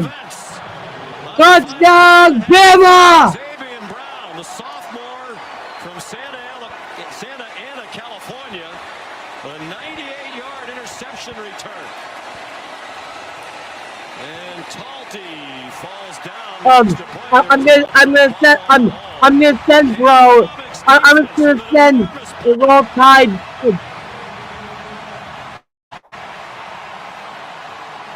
Like holy shit!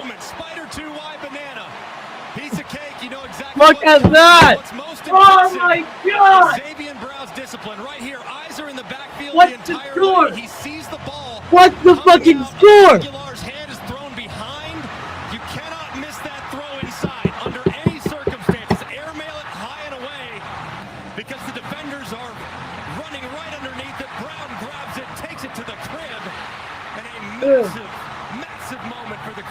could say. Hesitation move there. I could say. I could say it's over. Bishop didn't get him. There's Molly with Josh Heupel. I could say it's over with. Replay of that play right there to end the half, the pick six by your quarterback Joey Aguilar. What are your thoughts on how it all ended? Yeah, I could. Disappointed in that play. We got 30 more minutes of football. At the end of the day, they've made a few more plays than we've We've hurt ourselves with some penalties. Let's go play another. Holy shit! What will you say to Joey in the locker room? Holy yeah, he'll be ready. He'll bounce back. All right, thank you, Sean. Fourth career interception for Brown. 3 of them last year when he was a starter as a freshman. Halsley and the staff upstairs cannot believe it. And Coach Heupel has a sales pitch to give his team at the half. 23-7 Alabama. Back to the studio for the Capital One halftime report. Sean, thank you. Capital One halftime report. Booger McFarland, Kevin Nagani here. We're picking up our jaws after what we just saw. I cannot believe Xavier Brown going to the house 96 yards on that pick six. It's really the play before that you thought was the difference in a telegraph this play, this INT. Well, Kev, here's the thing. The play before they ran the football and used their last time. As a defender, I know when you have no timeouts left and you want to put points on the board, you have to throw the football. I know we're throwing the football. I don't care what formation you come out in. I know we're throwing the football. Here's what we got to look at. It's second and goal. Tennessee has no timeouts, so I know you have to throw the football.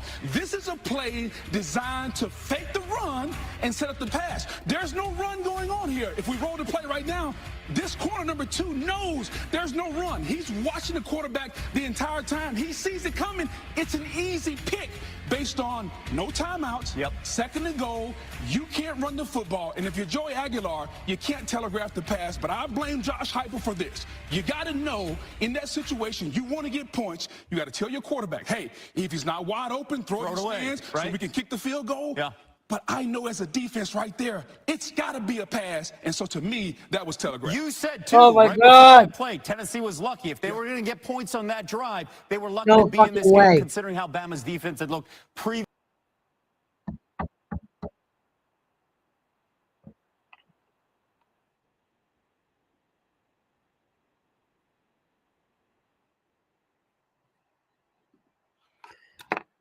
But yeah.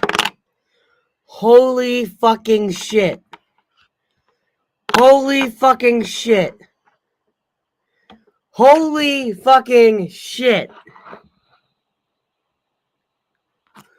Holy fucking shit. Like, holy fucking shit. This could easily be. Obviously, this is my first major live stream on this channel. All my other live streams were on Facebook. But this is my first major live stream on this channel. And to think that it's not even done yet. Oh my God. Like, not gonna lie. Alabama's doing good. Alabama's doing good.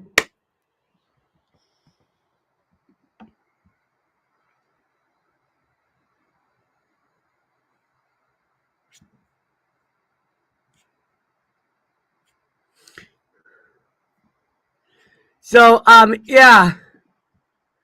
Like, holy shit. This is absolutely crazy. Like,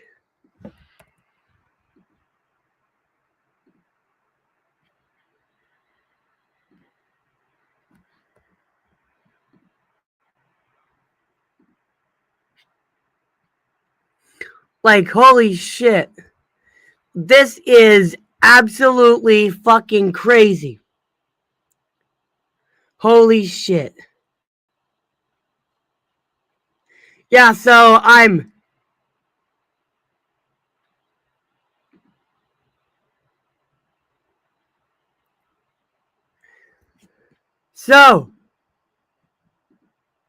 this is absolutely crazy. But I'm gonna do something even crazier.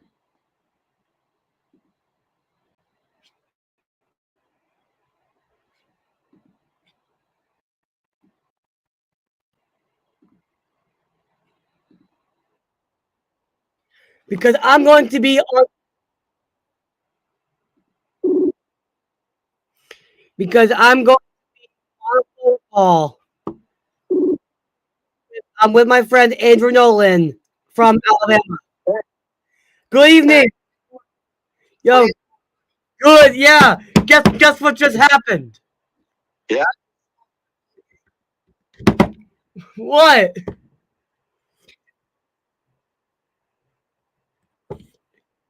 Alabama. Yeah, yeah, no, definitely. Yeah, I'm actually live streaming the game right now. Yeah, so I'm live streaming the game right now. So, yeah, yeah. What I'm gonna do is I'm gonna go tell my mother to get on live stream. Mother, get on the live stream.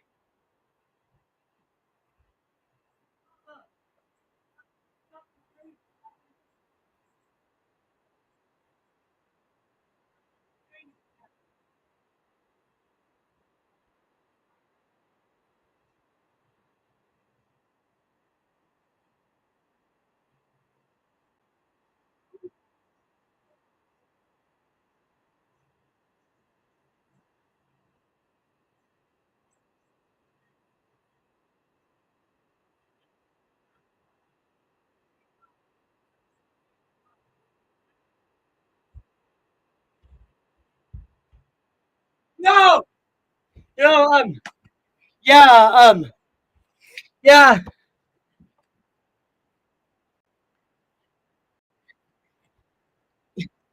yeah. Guess what? So, yeah, yeah. So guess what? Yeah. So, I don't think I can. Yeah, yeah. So I don't think I can hear you. No,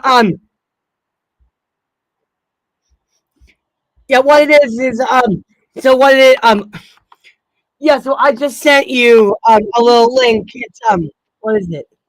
Hey, yeah, Hi. yeah, yeah, How are you?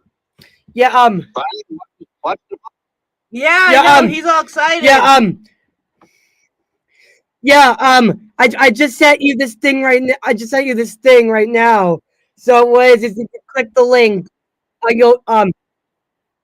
So if you click the link, you'll be on the light. Oh, you're there already. Right, Wait, on the- wait, no. It's gonna be 1:30. You got Santa on the live stream? Yeah, Everybody can see him? yeah, yeah, yeah. The only thing is, I don't think anybody can hear him. So, Zach can hear him. He's in the other room. He said he can hear him. Oh, okay. Yeah. Good. Yeah. Yeah. Good. So, See right yeah.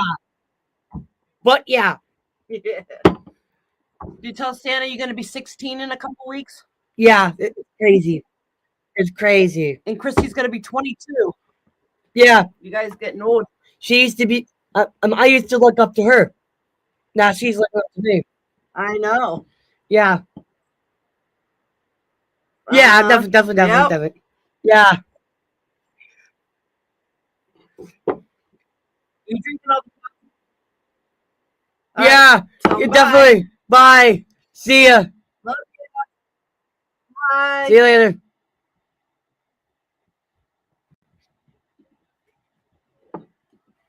All right, no more No more what? coffee. You gotta go to bed. That's all I have. Yeah. Holy shit!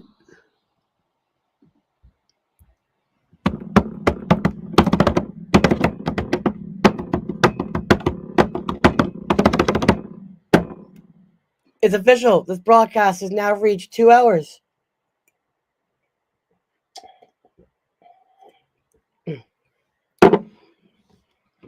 This is the longest time I have continuously yapped. I have been continuously yapping for like.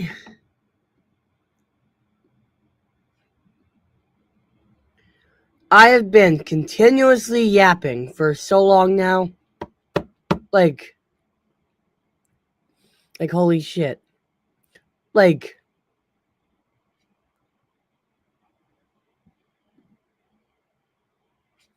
and the crazy thing is,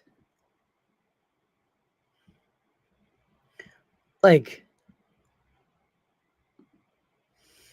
this is absolutely crazy.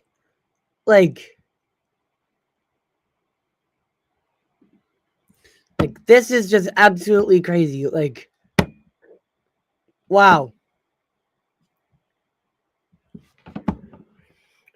I haven't done a live stream since a while now. Not counting today's test live streams. But those fuck it. Those are out of existence. Those are out of existence. So,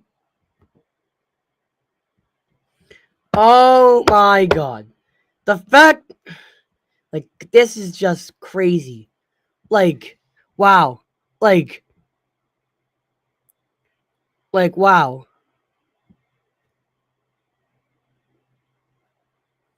Like, obviously, this is the longest time that I've continuously yapped about one thing. And by the way, I have lights in the back. These are the huge amounts of lights. What you can do stuff like this. Now the lights are red. You turn them darker. Now the lights are crimson.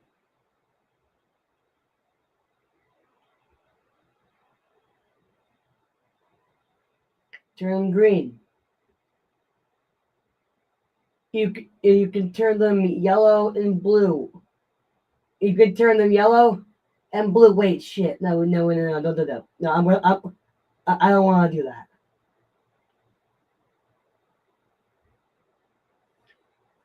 You can have major light effects.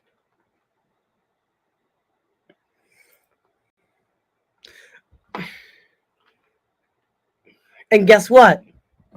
What you can do with them is and guess what? You can have sounds on something they added to StreamYard. They added sounds. So if the ref makes a bad call, like a really bad call, I can play this. Let's get retarded in here.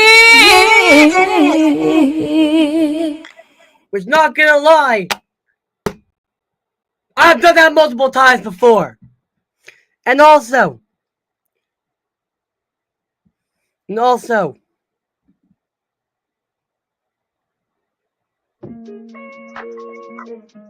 not gonna lie, like, you can have something like that.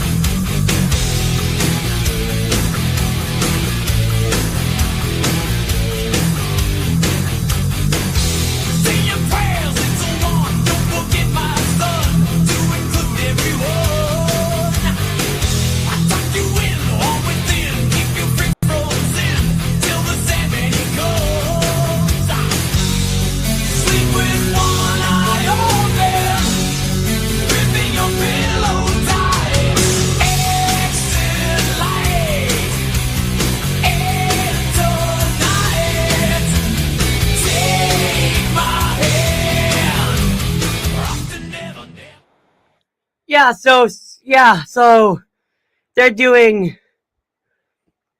doing Channel 7 News right now. So yeah, they're doing Channel 7 News right now. Surprisingly.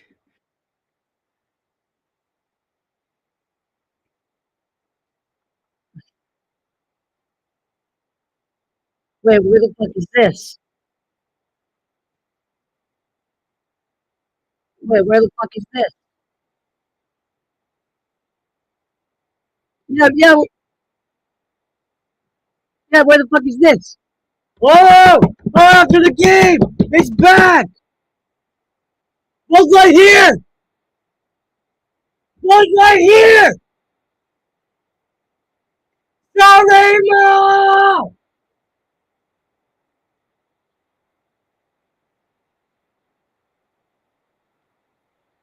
I'm not gonna lie.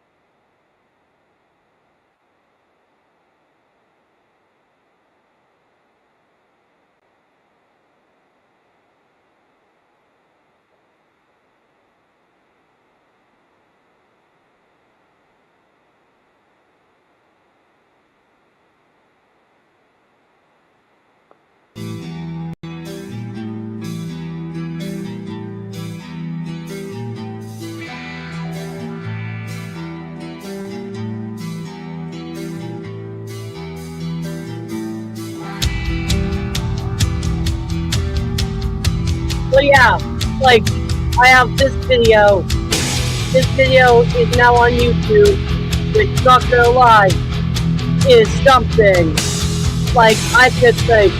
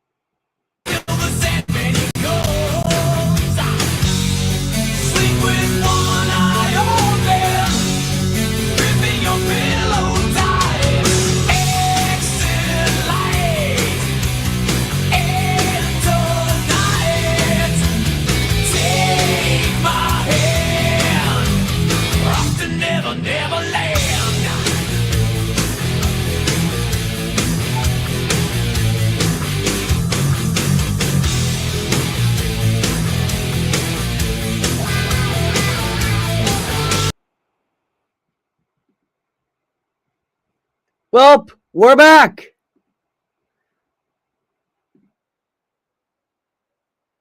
We're back.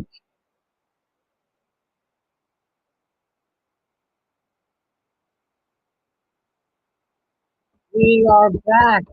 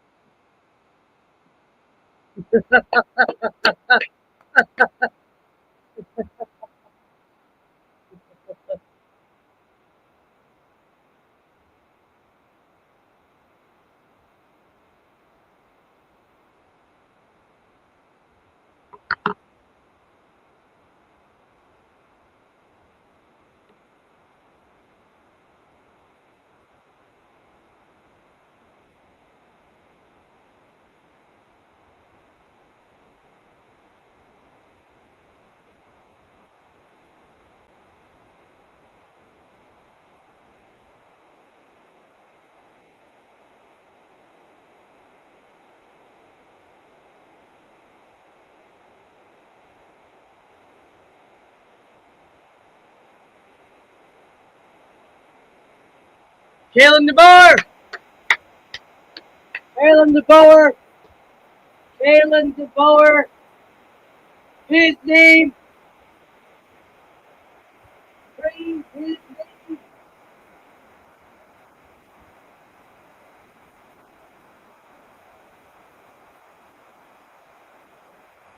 It's 21:45.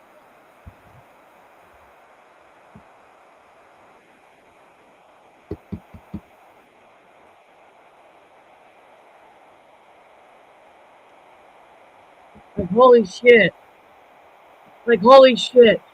This is just the largest amount of time that I have spent yapping in history. My yappingness is yapping.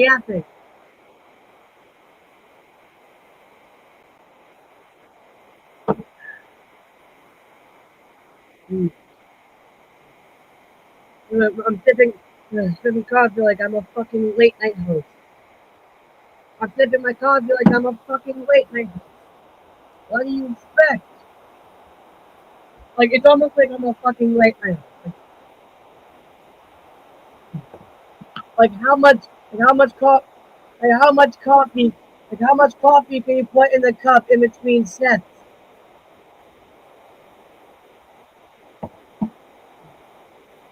Like, how much coffee can you put in between sets?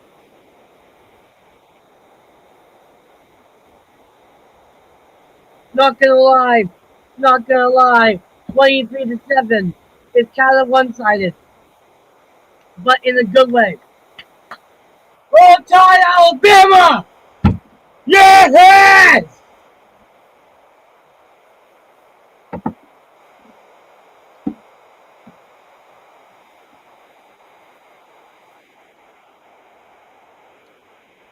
Now, Phil, stick to country music, please. Stick to country music. You don't know shit.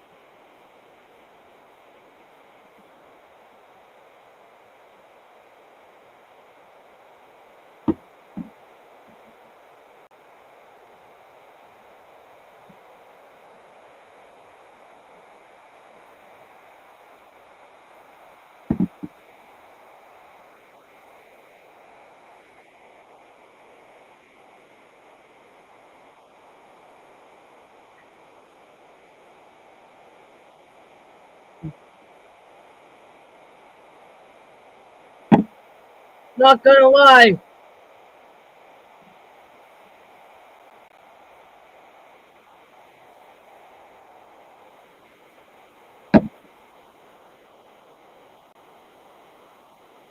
Not gonna lie. I do need, like,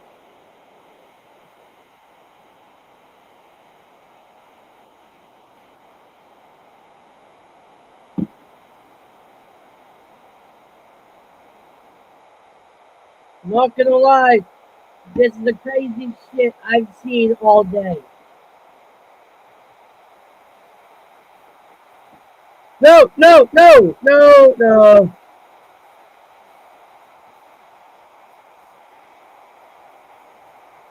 It's still. It does. What's the score? It doesn't matter. It's still 14-20. It's still. Right now we have a 10-point difference.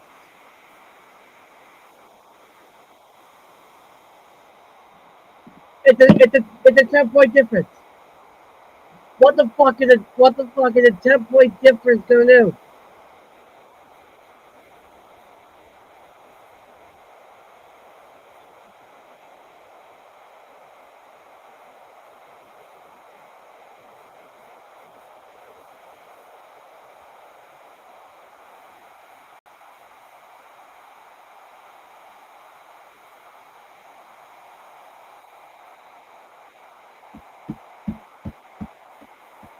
Okay. Not gonna lie. I think that was an interception. I,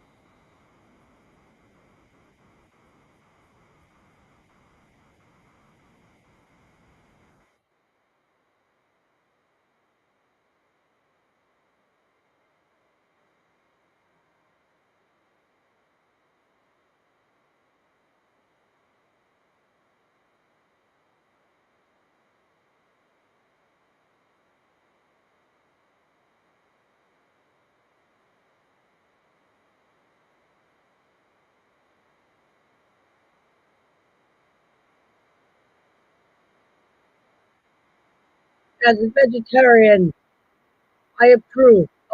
I fucking approve. As as as a full blown vegetarian, even though I don't eat that, even though I don't eat that shit, I I know that there are people that like it.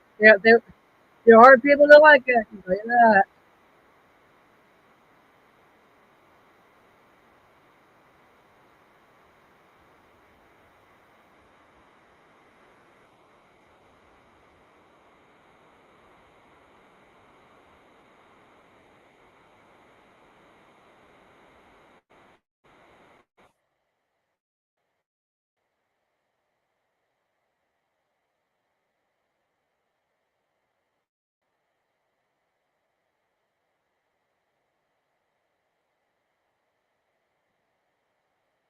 Hmm.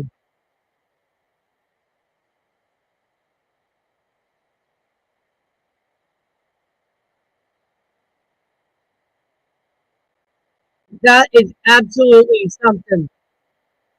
13 to 23. to 23.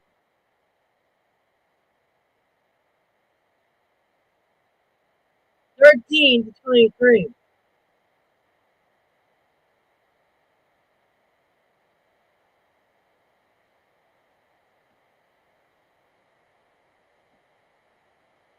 Thirteen to 23.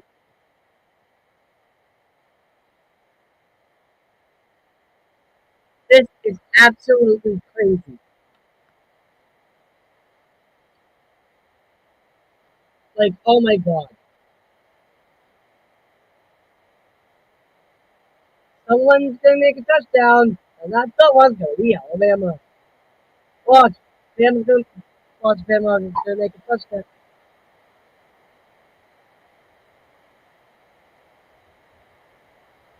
I think Bama has a plan. My chair could potentially go flying again. Not gonna lie. Not gonna lie. Consistently yapping for 2.5 hours at night. At night. Holy shit. Oh my god. Oh! Boom! Oh! Juke! Juke! Oh! Now that's the replay.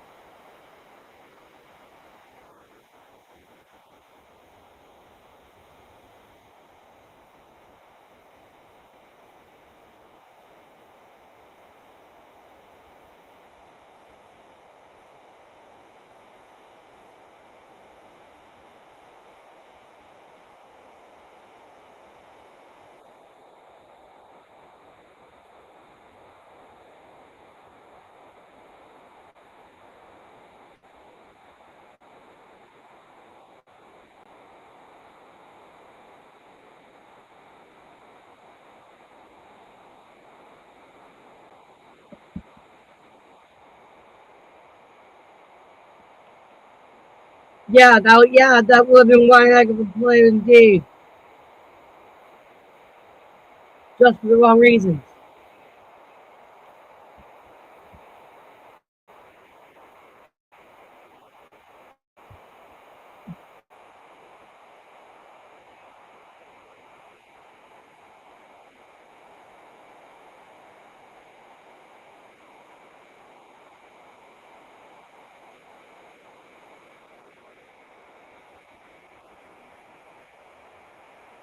Good catch.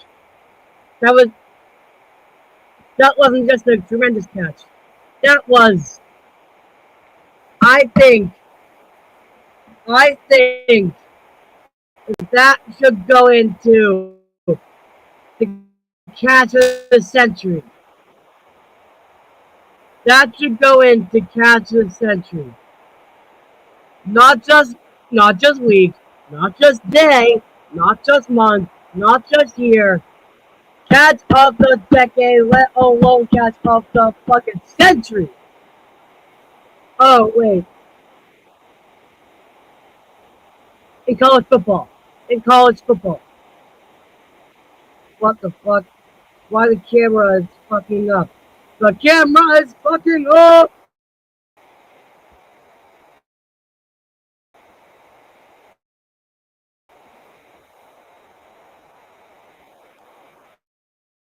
I think I need to put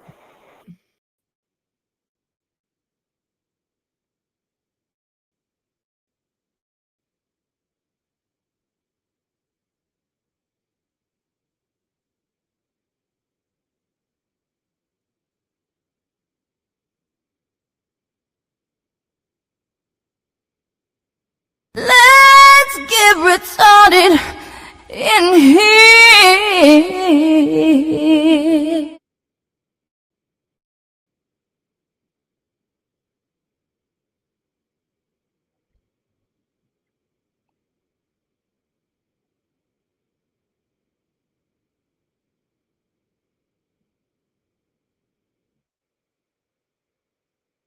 not gonna lie, I should have that button. I should have a button that just Place it. Boom, boom, boom, boom, boom. That's what I have in my live stream. Let's get retarded.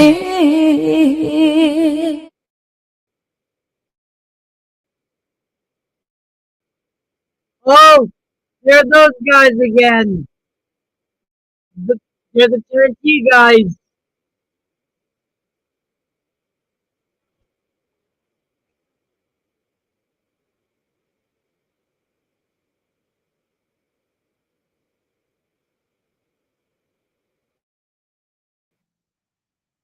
Come on!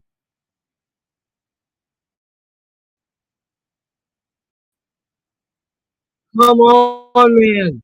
Let's get retarded in here.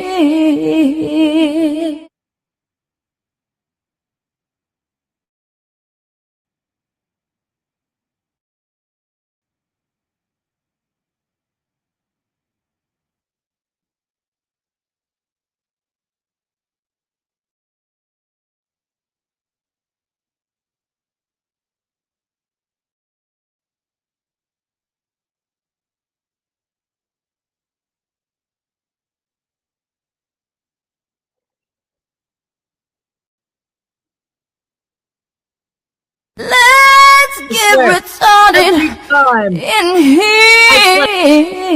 Therefore, I play the sound. How about I like, oh shit! Let's get retarded in here. Don't worry, as an autistic, I can say that.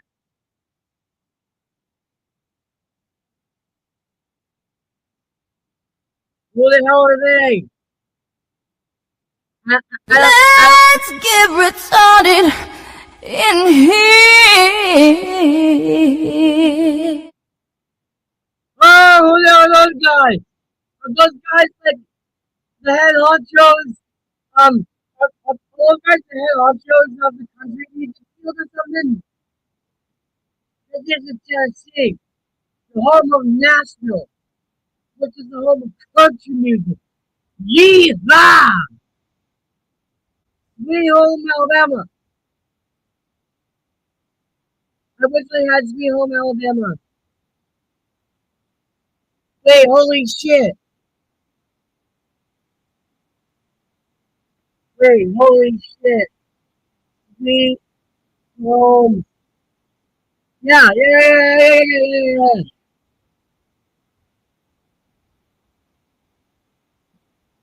Yeah.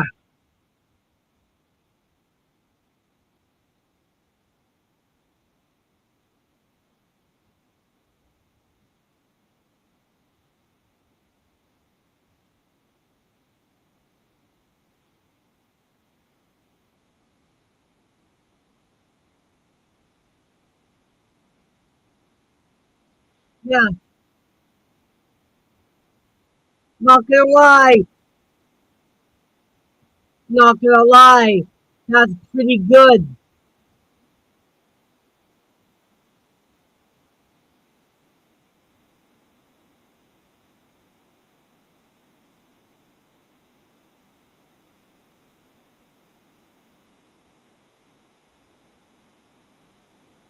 Okay.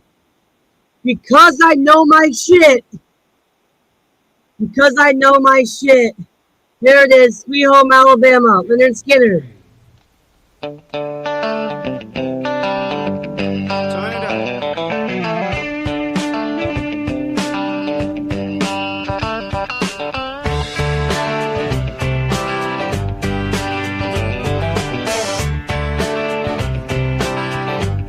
I am now gonna take a break. Here you go.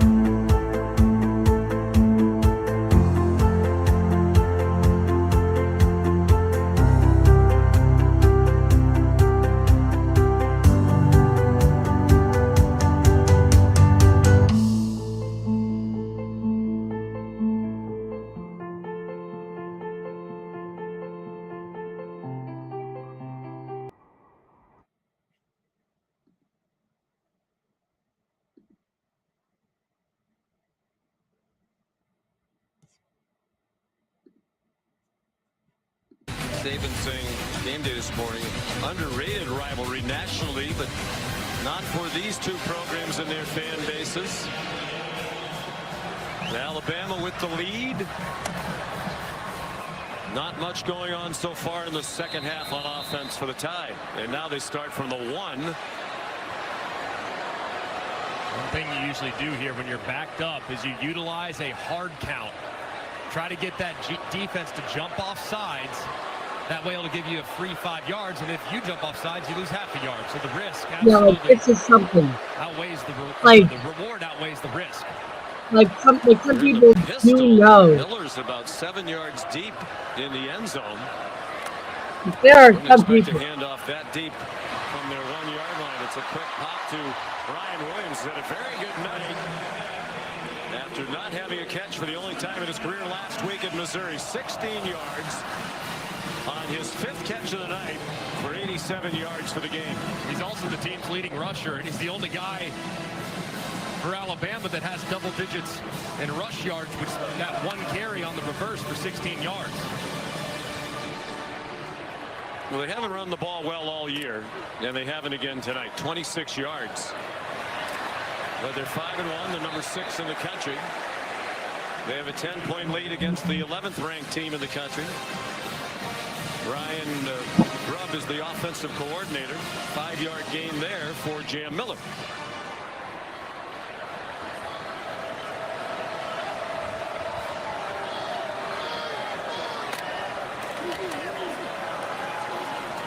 Miller again.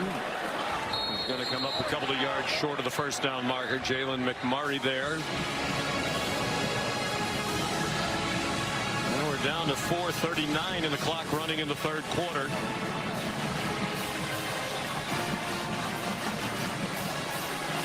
Alabama here, they can go with some type of check with me. If you have 2 high safeties, you can run the ball, but with 1 high safety, you would be thinking pass. There's the check right there. It makes the audible an adjustment. Now let's see if they throw it.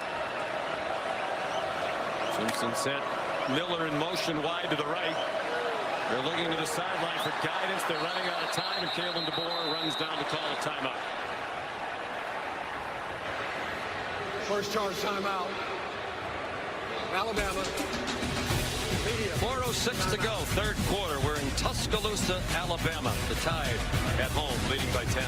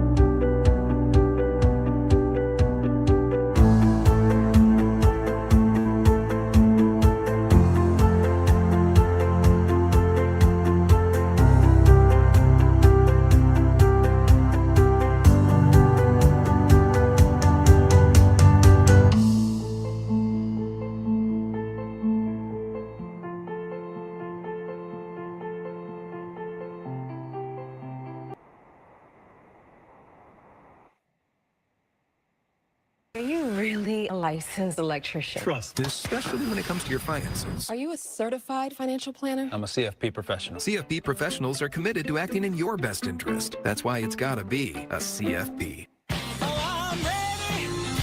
Businesses work best when they put people first. Your dedicated Cintas service reps help make sure your team has the essential products they need, where and when they need them, to help keep them looking great.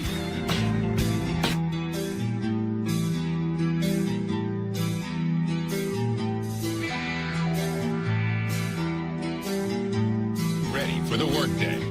When your team wins, you feel like a winner. But when your team wins and you get your favorite burrito delivered with DoorDash, you feel like a winner. Maybe that's too much winning energy. DoorDash, your door to that winning energy. You can't see the nation's fastest internet and wireless network, but you rely on it every day. You can't see the nearly 2.5 million connected businesses, but they fuel growth. And you can't see the interconnectivity of 28,000 public safety teams, but they protect us. So while others shout and make promises they can't keep, AT&T continues building a network that's dependable enough to guarantee.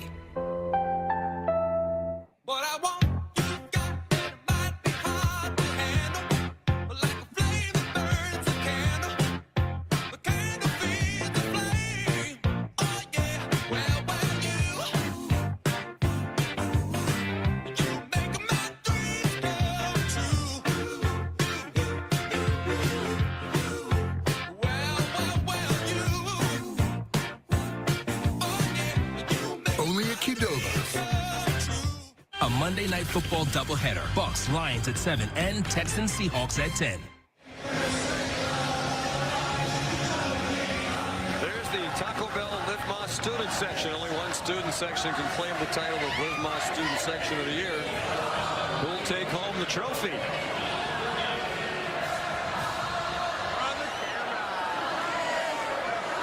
I'd say they can make a strong case here at Alabama.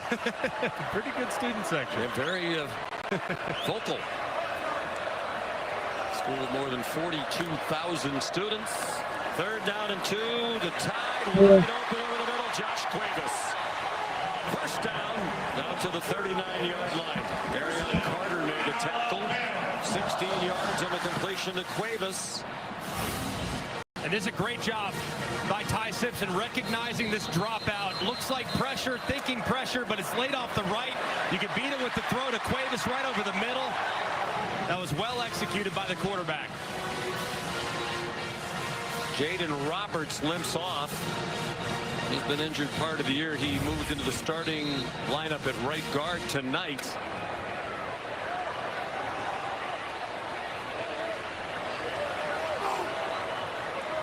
Meanwhile, Aguilar's been in discomfort for a lot of the night since he injured his neck. He's been getting treatment. That's a backward pass, probably a double pass. Bernard wanted to throw it back to Simpson. Did well. He's still going. Looked like that play was dead. And Jeremy Bernard took it all the way to the 44-yard line for a 17-yard play. What a play by Jeremy Bernard. I mean, that play is dead. What play? What a play. I mean, that thing is all the way back at the 25-yard line. Doesn't like it. Makes a good decision. And the guy that played a lot of quarterback in high school shows you the decision-making right there and the explosiveness with the ball in his hands. Very well defended by Tennessee. They anticipated the throw back to Simpson. They still turned it into a positive play.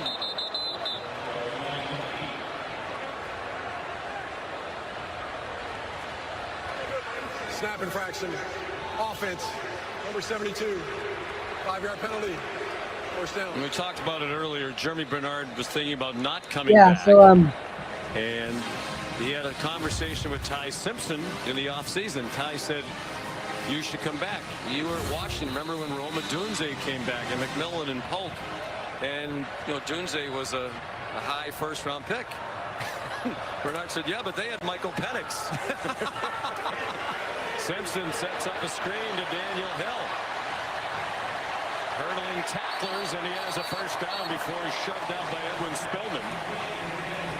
And that was intended to be humorous by Bernard. He told us yesterday one of the biggest reasons he came back was he knew Ty Simpson was going to have a great year. And it's amazing, too, to watch what Jeremy Bernard has become. And Washington utilizes kind of a gadget player, and he's developed so beautifully a wide receiver.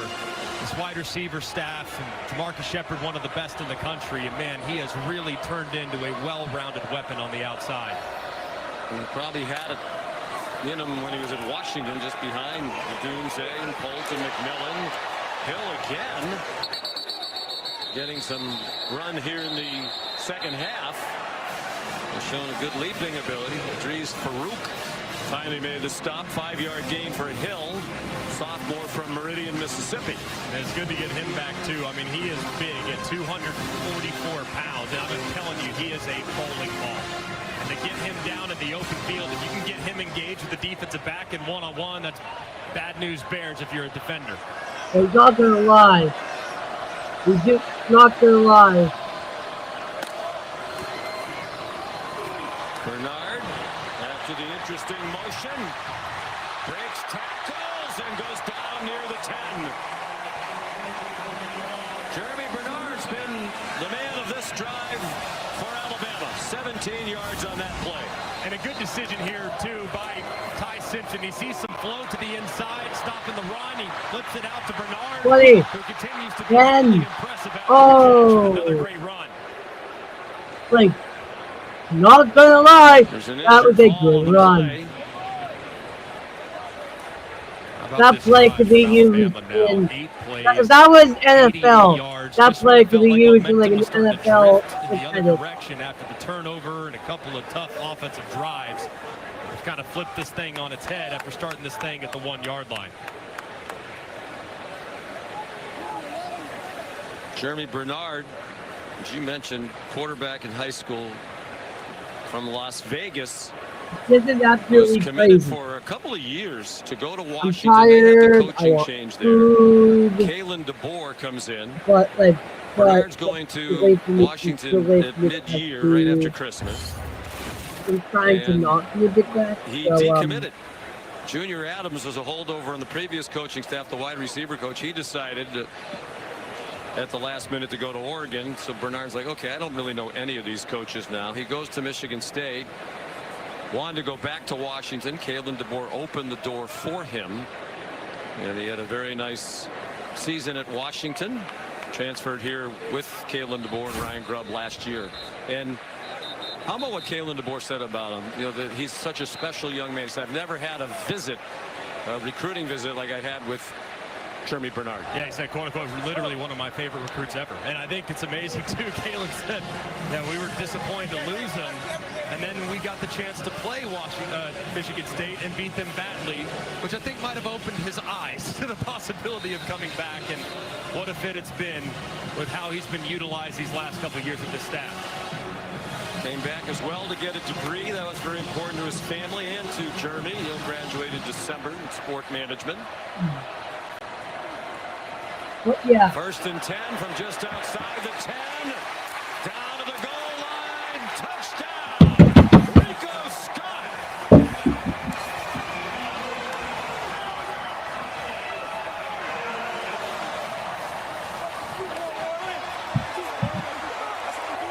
His first catch of the night. Just his 8th of the season in this deep receiver group. And it's 29-13 for Alabama in the final seconds of the third quarter. What a drive. I mean, just absolutely unbelievable. Taking 5.5 minutes off the clock, going 99 yards. I am happy. Making a statement. Very, very impressive there from the Tides offense. Yes. Second touchdown throw of the night for Simpson. Now 18 for the year and just one interception. The extra point good by Connor Talty. We used to always say, be an actor, not a tractor, all right? I want you to watch this. You get some motion up front. You're going to get Ty Simpson booting out. Watch.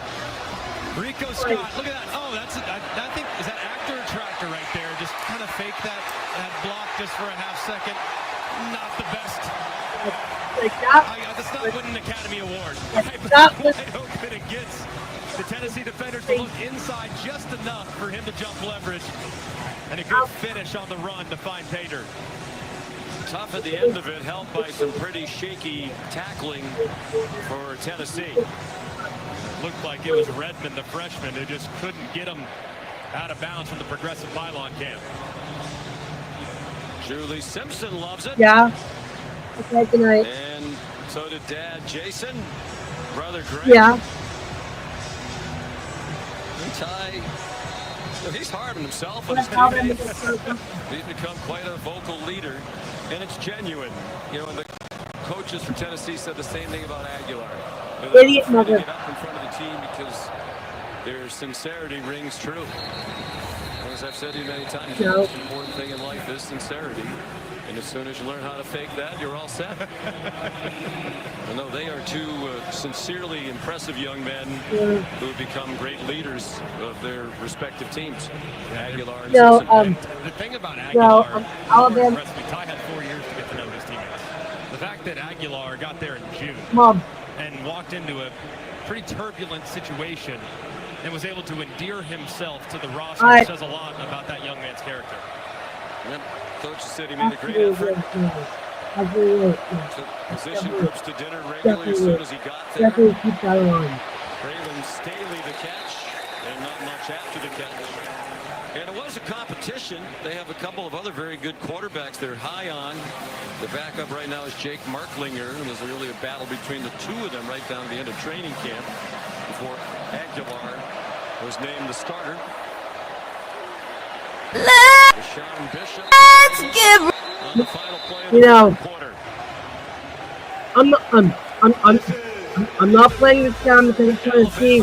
I'm playing this down because of my mother. Started in here. Ahead to the fourth. Our presentation of college football on ABC. You know what? Let's play that down again. Let's play it again. Let's get retarded in here.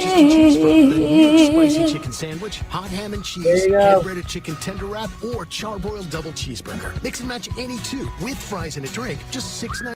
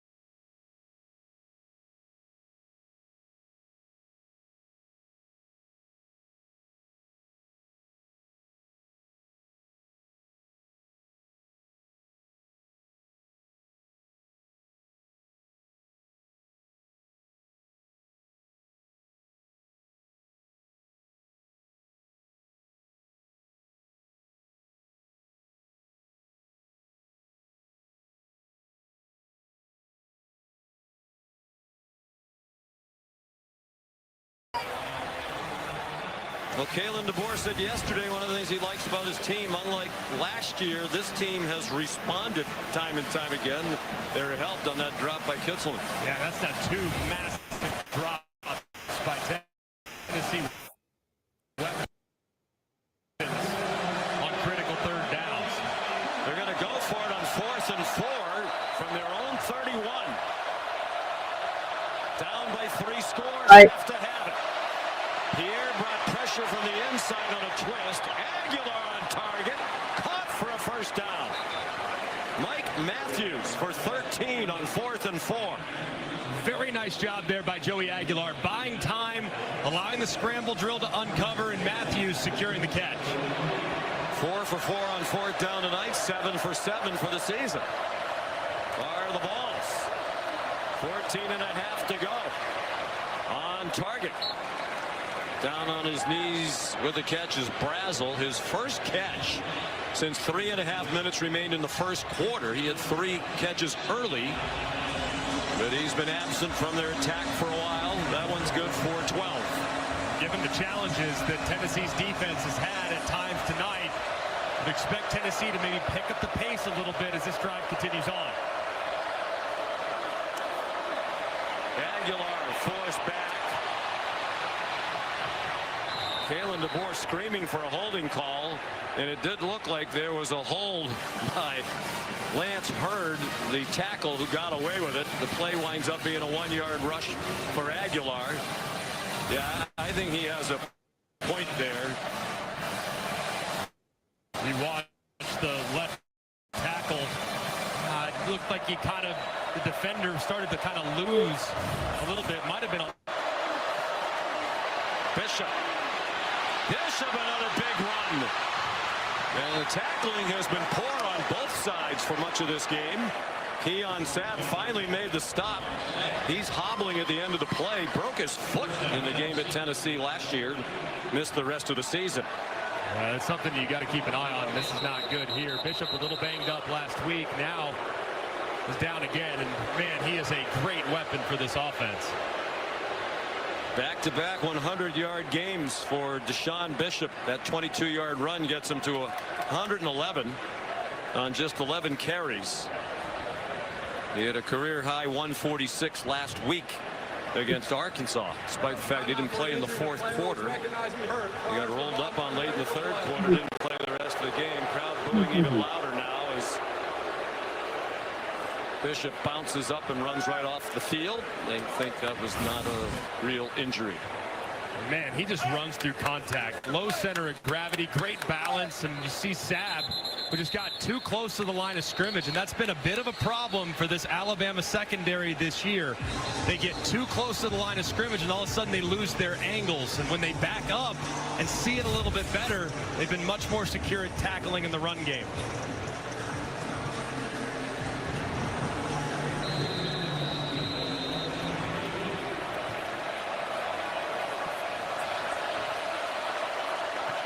First and 10. 4 sacks tonight for Bama. Matching the total Tennessee had yielded the entire year through the first 6 games. Scar Thomas in for Bishop. 6-yard gain. He gets stopped by Bray Hubbard. The hard safety. This is the spot on the field. My main thing is really trying to get. The main thing is really trying to get through the remainder of the game without it lagging. Like in 5 seconds, we will hit the 3-hour mark already, which means I've been constantly yapping for 3 hours. Holy shit! 3 hours of constantly yapping.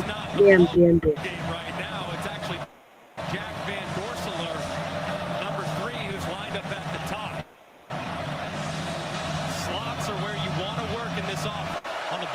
That's gotta be crazy. They bring pressure, and the throw got off by Aguilar, and it's caught along the near sideline by Staley with Bray Hubbard there. 3-yard gain and not a first down. Looked like got tipped there too, and tremendous hands of concentration by Staley. set up another fourth down for Tennessee. With heavy personnel coming in the game, 2 tight ends. Anticipating a run here on 4th and short. Converted a 4th and 4 from their own territory.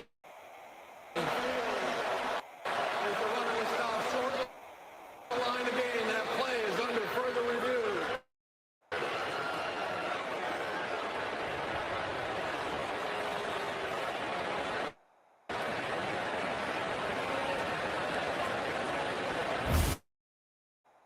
So we'll take a look at it. Did he get the first down?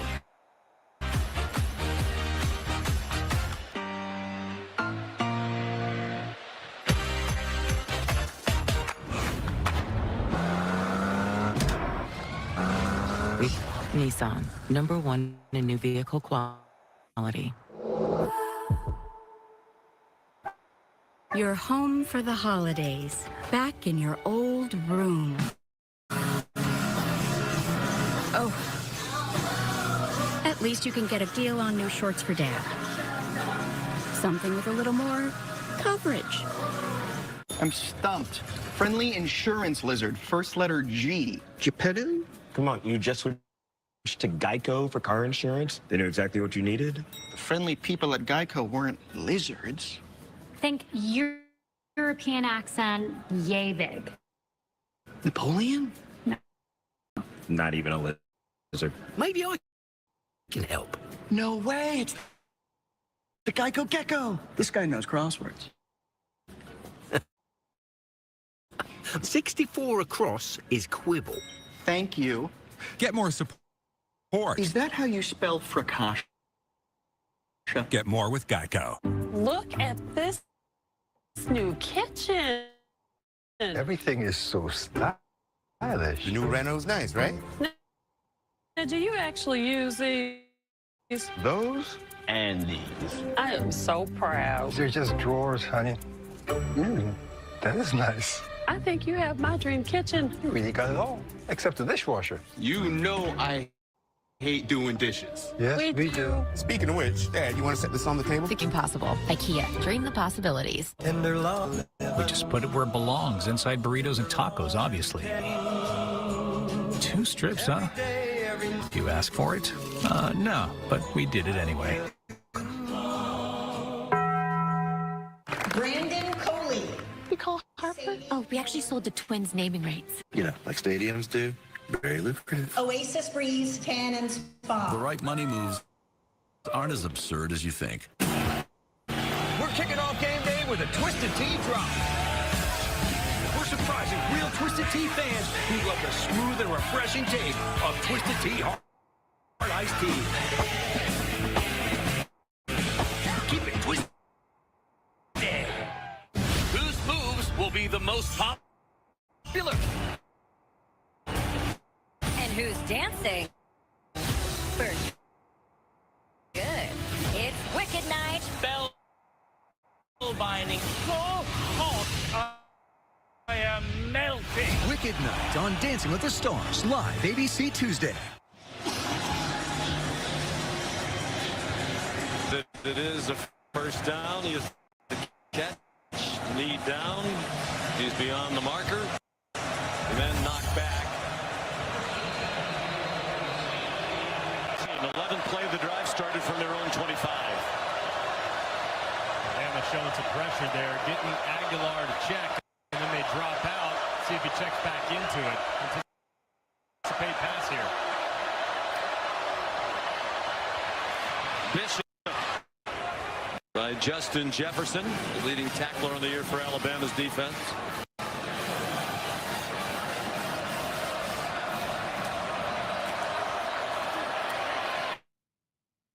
Bishop again. Got the first down, struggling to try to get the touchdown. Ray Hubbard trying to rip it away. Jefferson another tackle, 1st and goal Vols. Last time they tried to throw it inside the wall. I'm not anticipating that anymore, Sean. What do you think? Well, Bishop's the hot hand, and he's down to the goal line. Touchdown, Tennessee. Hmm.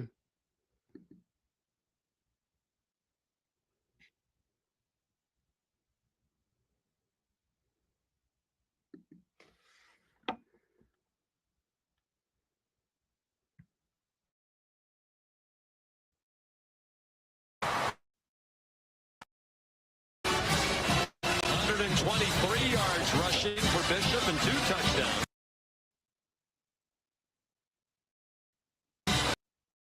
For the Balls with his emergence these last couple of weeks. I don't think it should be. That's for sure. Man, he is so difficult to bring down.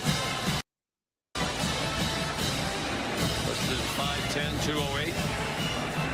Max Gilbert for the extra point.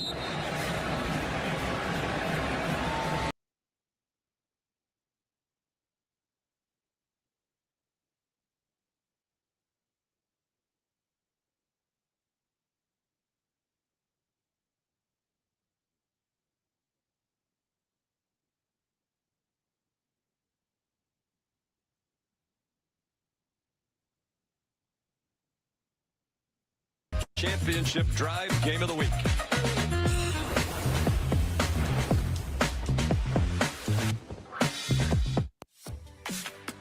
If you love to travel, Capital One has a rewards credit card that opens up a world of possibilities. With Venture X, you earn unlimited double miles on everything you buy. And turn all of your purchases into extraordinary trips. Plus, get premium benefits at a collection of luxury hotels when you book on Capital One Travel. And get access to over 1,000 airport lounges worldwide. Open up a world of possibilities with Capital One. What's in your wallet? If the Colonel knew we waited this long to bring our tangy, smoky KFC Original Honey Barbecue back, he'd be, a little upset. I'll get the mop. The Colonel lived so we could chicken. Back because you begged for it. KFC Original Honey Barbecue. Can I help you, sir? Here's the bill from the dealership where I got my car, and I'd like you to beat it with a better deal on one of these fine cars. Not how it works. Verizon it is. Anyone can bring their AT&T or T-Mobile bill, and they'll give you a better deal. Isn't Verizon expensive? No. Better deal, best 5G network. I'll take this little red situation here. Don't call it that. Bring your AT&T or T-Mobile bill to a Verizon store today for a better deal. On your way. You're not as cool as Verizon. Consumer Reports ranks car brands on more than 50 road tests, reliability surveys, owner satisfaction surveys, and safety ratings from IIHS. And for 2025, Consumer Reports' most reliable automotive brand is Subaru. It's no surprise they also named Subaru the best overall automotive brand. Get 1.9% APR financing for 72 months on new Subaru Outback models. Going on now.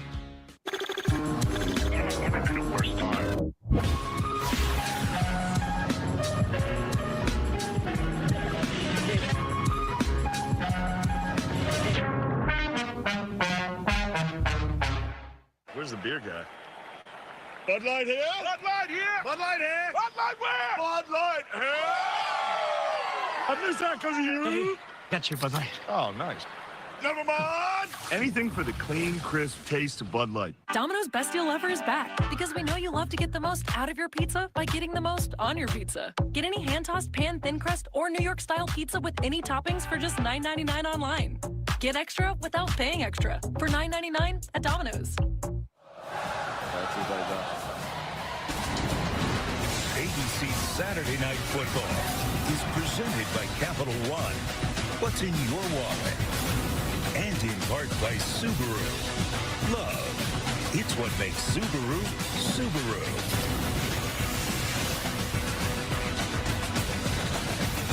Dr. Pepper brings us these numbers. A couple of 99s for Alabama tonight. Fabian Brown, a 99-yard interception return for a touchdown on the last play of the first half. It gave them a 16-point lead at halftime for Kalen DeBoer. And then a 99-yard touchdown drive, first for Alabama since 2021 against Miami. Tennessee has just scored. Sean Bishop, a multiple touchdown night. And a 100-yard rushing game. It's his third career 2 TD game, first in an SEC contest. Had one earlier in the year against UAB. Who's bringing the heat is brought to you by Sonic. Well, it starts with a big pick 6 by Alabama to cap off what was a wild first half swing, and Bishop answered. First drive for Tennessee, cuts it to a 10-point lead after a big run to open things up, and Alabama answers again with a 99-yard touchdown drive that you just referenced. Tennessee answers again to make it a 10-point lead again. So massive moment here for Tennessee's defense. Have to find a way to get off the field. They've stopped the run. But will Kalen DeBoer in this offense, will they be slightly more aggressive, maybe lean towards the air and trust Ty Simpson? There's still a 2-score lead, but it's hard for them to run out the clock because they don't have an effective running game. Just 74 yards tonight. I am going to say that's a 10-point lead. Nathan Robinson made the tackle. It is a 10-point lead. So far, if you look at the run game for Alabama, you reference the yardage, but really it's kind of been on broken That's plays. a 10-point lead. By Ryan Williams for 16. Jerry Bernard's got 3 for 40, but one of those was a broken play that he just made a ridiculous move and turned made something out they've of had nothing. So traditional run game's been non-existent for the Tide. Well, we talked to Kalen DeBoer yesterday. He said, we've been a good team. We're not a great team. He's hoping that they're trending in the right direction. But clearly some things to improve upon. The run game is a big one. Simpson running out of time, throws it away. Pressured by Joshua Josephs, the outstanding defensive end / outside linebacker out of Kennesaw, Georgia. Who they thought had a really good year last year, was just overshadowed a bit by James Pierce, who wound up being a first-round NFL draft pick. This is where these pass rushers have to feast, too. 3rd and long situation. Joseph's got an 82-inch wingspan. He's going to be working against the right tackle, Formby, who's had some challenges in pass pro. Simpson given a clean pocket down the sideline, and a flag thrown. They grabbed a hold of Ryan Williams, and it's too bad for Tennessee because I don't think that was going to be completed. Pass interference, defense, number 8. And Colton Hood yanked at the uniform of Williams and got flagged for it. Yeah, and it was a pretty good call. A lot of contact. You see the right hand up around the collar of Ryan Williams, but just like you said, Sean, kind of unnecessary. It looked like we have got to the point where literally anybody can build a fully working app without knowing how to code. This is Base 44. This entire season. He'll be 19 next season. No way. It's kind of the progression. He stays on course. Here's Daniel Hill. He's given them a little bit of a spark at the running back position. Colton Hood, another tackle, very near the first down. And they have signaled first down for Alabama. 10 yards on the run for Hill. This is exactly when you want a back like Hill. I mean, a guy that's 245 pounds, has fatigue starting to set in for the defense. Those big body backs, those guys are what we called closers. They come in and they close you out because they're so difficult to bring down. And fatigued bodies, you can drag them a little bit after the contact.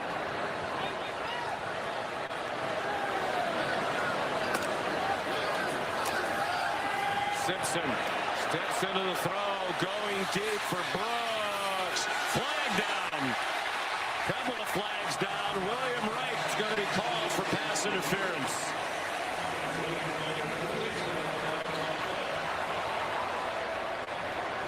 Pass interference, defense, number 0. 15-yard penalty from the previous spot. Automatic, first down. There is nothing more difficult on a defender than a slightly underthrown deep ball. As you can see, Brooks trying to work back to it. The defender never turns around, and William Wright, it's an easy call for the official. A couple of big penalties against Heupel's defensive backs. It does work. Alabama's moved to the 35-yard line.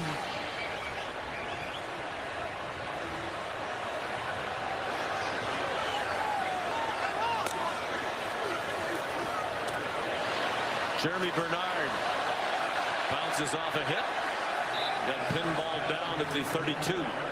pickup of 3.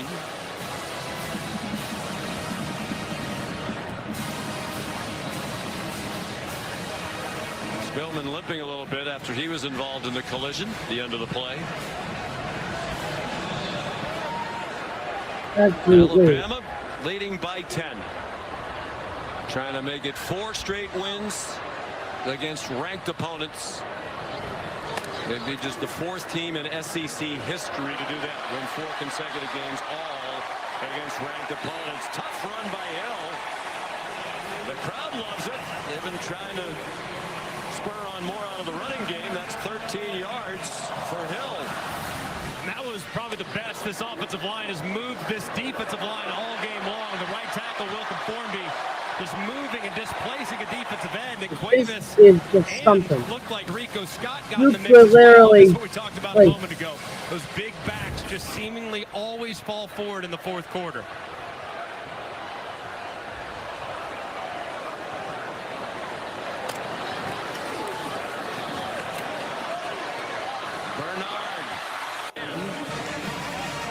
Sidney Walton. They're yards short of a first down. 2nd and 1. More than midway through the 4th quarter now. Alabama all time when leading by 17 or more after 3 quarters is 446-0. Daunting history facing the Vols.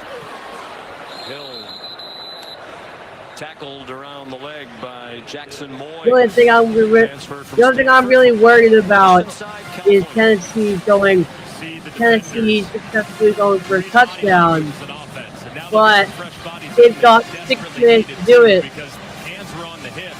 And in football, 6 minutes can last like 17 months. That was a big play, and this is a big play. 3rd down and 2. To exaggerate too much. Tennessee would love to force a field goal. But then again, Kalen DeBoer would go for a 4th down. But Hill remains the running back. Simpson. But the end zone's right there. To Cuevas, and it's incomplete. And Kalen DeBoer irate with Simpson. Ordinarily such a good decision maker. He was very fortunate to get away with that. Way too greedy. I mean, you look back inside, but you have Jeremy Bernard in the right flat. If you just keep your eyes where they're supposed to be, you got a 1st and 10. Instead, he looks back inside where all the trouble is, and it's nearly intercepted. They're going to go for this 4th and 2. Field goal would make it a 13-point game. Still 2 scores. The first 4th down try tonight. 4-man rush, plenty of time for Simpson. Takes it down and running, and it looks like he got there. And then he got hit late out of bounds. Wow. Wow. That's something. It's the home game. First down after the play. Personal foul. Unnecessary roughness. Defense. Number 22. Penalties have permission to the goal. First down. What a play by Simpson. I mean, he's working right there against Eric Carter. Carter's one of the best linebackers in the SEC. He has him behind the line of scrimmage. If Carter makes that play, it's ball game for that play, and it's going the other way. Simpson makes a miss, and T-Lander loses track of where he's at, and the pylon can shows you Simpson clearly out of bounds, way out of bounds. It gets hit late for some extra yardage. 3 big penalties on the Tennessee defense on this drive. Under 6 minutes to go. Hill. Touchdown tied. I'm going to take the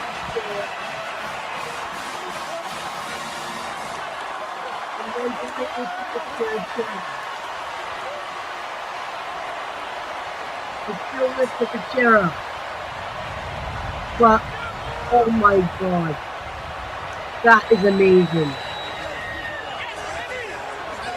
Impossible to recover. Simpson got away with a big mistake, atoned for it immediately. Like, just narrowly picking up the first down. Penalty tacked on, the extra point good by Talty. It's Like, back to a 17-point lead for Big. that was crazy. Big drive by the Crimson Tide offense as Hill fights to the end and gets in as Jason Simpson, Ty Simpson's dad, loves it. You can smell just a crisp cigar smoke here in Bryant-Denny. Big dinner box, 8 wings, 5 breadsticks, 2 pizzas. Big dinner box, 8 wings, 5 breadsticks, 2 pizzas. Everybody wins. Get what you want, get what they need with a big dinner box. Only from the hut. 'Cause I'm a shoo shoo shoo, shoo shoo shoo. Gemini, which of these would be a little less expected? Check out the alliums. They'd go great with the hydrangeas below. Will those last till Saturday? Yeah, they should last until Saturday. Having insurance isn't the same as having State Farm. It's like needing the strength of this King Henry, but getting that King Henry. Huzzah! Salutations! I'm here to lead the team.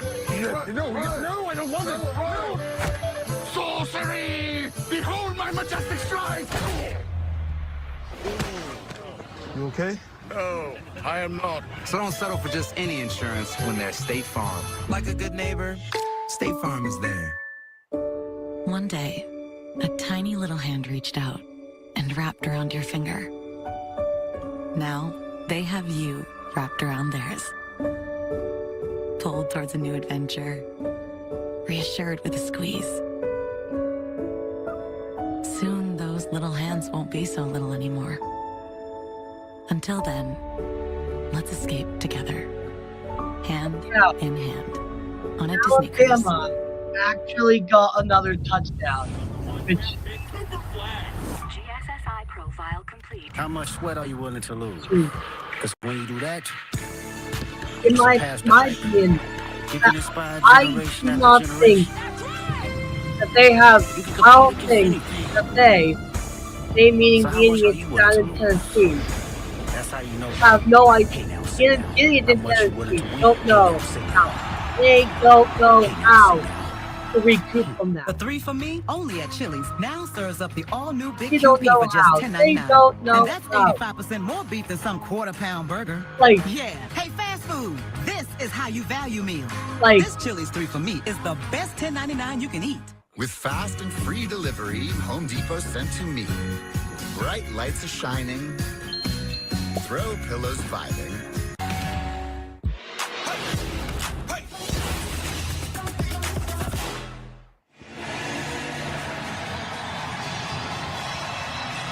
Alabama trying to do something that's been done infrequently in the great history of the Southeastern Conference. Trying to win 4 games in a row against ranked opponents. They've knocked off Georgia, Vanderbilt, and Missouri, trying to take down Tennessee tonight.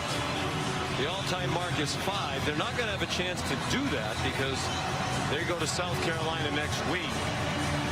And like, the Gamecocks this is something.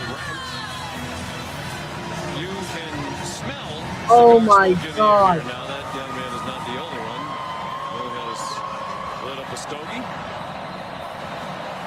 One of the traditions in this rivalry back to 1961. We're told R&R Cigars sold 10,000 cigars this week. 10,000 cigars. Wow. This week here in Tuscany. Look at the cigar smoke. You're telling me dinner's on Reagan tonight. Yes. Connor Talty. Fair catch made by Lewis. Here's Kevin Nagandi. Sean, let's go to Lexington. We got overtime. Kentucky stopped on 4th and goal here at the 1. Texas gets the ball, the chance to respond, and Mason Shipley 45 yards out. 16-13 Longhorns, who had 179 total yards of offense. Notre Dame right now at the moment in South Bend up by 10 over USC late in the 4th quarter. Back to you guys. That's a huge win for Texas. With now just still one conference loss in what seems to be a wide open Southeastern Conference race. Son Brame, the backup tight end for a 10-yard gain. Texas A&M won tonight. They are the only undefeated team left overall among the Southeastern Conference teams. They're 7-0. Like, okay. 37-20. And they're obviously still undefeated, are the Aggies in Southeastern Conference play. If Alabama wins this one, and it seems they will be the only other team undefeated. I understand. In play. They'll go to 4-0. This is a very close game. Just 2 undefeated teams in conference This play. is very close. Outrageous. I mean, you talk to all the coaches across the league, and they just tell you, man, hey, what's this game coming down to? Well, there isn't much of a talent advantage. Very close. So we better execute, and my goodness, it's showing up each and every Saturday. In my opinion, both of them have potential to win. Aguilar sets and fires a good throw for a first down to the Bama 45. A 20-yard completion to Braylon Staley. I remain impressed. Pretty good. Joey Aguilar and his toughness tonight, man. That neck, you know that neck is hurting him. It has to be. And he's still battling all the way through. Looks around, has a man on the far side. I can't believe it. The first down. It's been 10 minutes, but it's only been 19 2. yards. One of the things you wonder about, and obviously we've seen it tonight, they're playing at a much slower pace than they usually do. But no depth at wide receiver. You know, it's really hard to play at that blistering pace when you have the same 3 receivers playing every down. That one's a drop by 10 minutes, Graham. but it's only been Had a 2. couple of key injuries to freshman In game, receivers who it's they only been thought would be a 2. factor. Travis Smith and Oh, yeah. Nicholas Jackson. So almost all of the snaps Dr. are Matthew Lie. Staley and Brazel at wide receiver. And I think they are hopeful at some point here in the future that you're going to have more availability there, because you can see more than 80% of the reps, and it's a vertical offense too. It's not like these guys are running 3-yard routes. I mean, these guys are taking the top off. Dr. Lie, I'd love to know how far they run in a given game. Much less than in previous years. Here's an Alabama blitz. Well blocked. Aguilar throw. Play flag down for a pass interference call against Xavier Mincy. And all of a sudden, Brame has become a frequent target. True freshman out of Derby, Kansas. Oh. Pass interference. Defense. The ball be placed at the spot of the foul. First down. The foul is on number 12. Boom. It does look like he kind of wraps up the wide receiver as he's getting ready to come in. And Mincy, OWBC TV New York. on the belly, and the correct call made by the officials.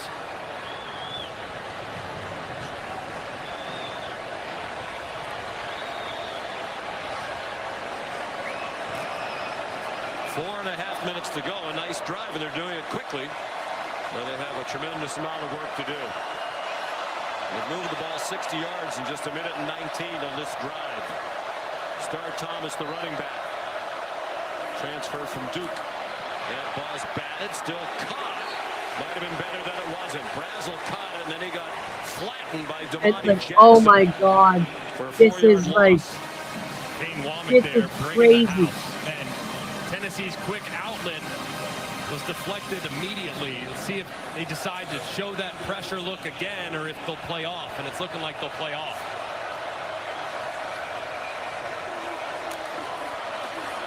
Aguilar to the end zone. Incomplete behind his intended target, Staley. With Ray Hubbard in coverage. Hubbard was going to go to Southern Miss to play baseball. And he delivered the hit after the ball was gone. Staff was there as well. Then I got a call from Nick Saban's staff. Why don't you come up? We'd like to take a look at you. And we got offered a scholarship to play football in Alabama. That was the end of the baseball career. He's an outfielder. He said that skill set helps track a ball as a defensive back, just like you'd be tracking a fly ball in the outfield. Aguilar to the boundary. Brazel dropped by Jackson. Not gonna lie. Not gonna lie. This is going really good.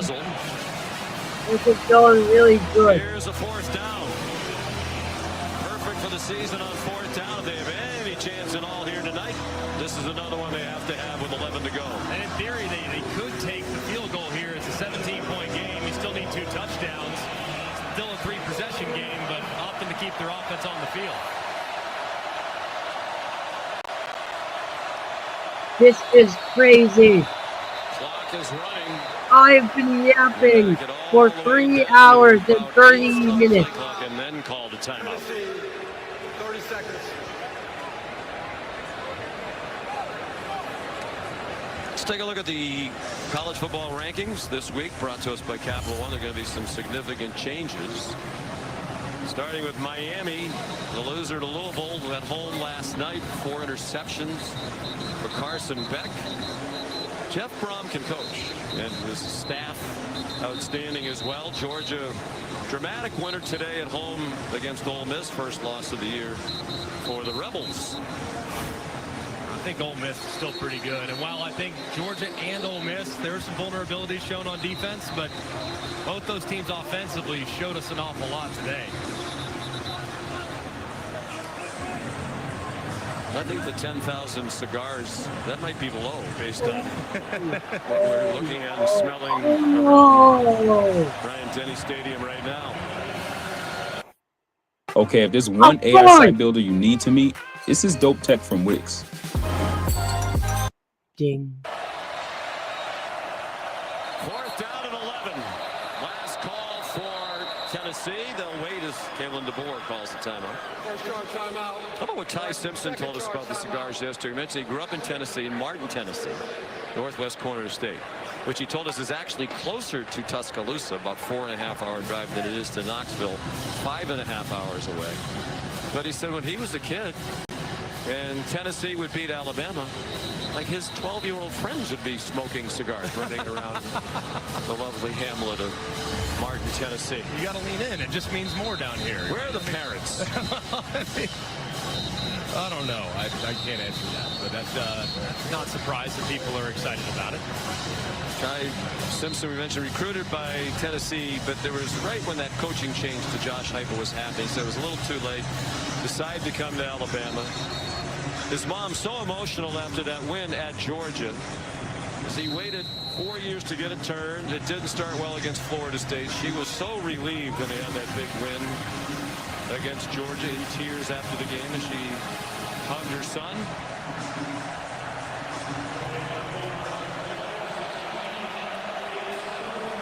And the cigar smoke wafting through the air. Here comes the 4th and 11, we think. Aguilar, that's going to be too high. Out of the back of the end zone over the head of Staley. And the Alabama defense, which has had a great night tonight. They've held Tennessee to 20. They came in averaging a nation-high 48.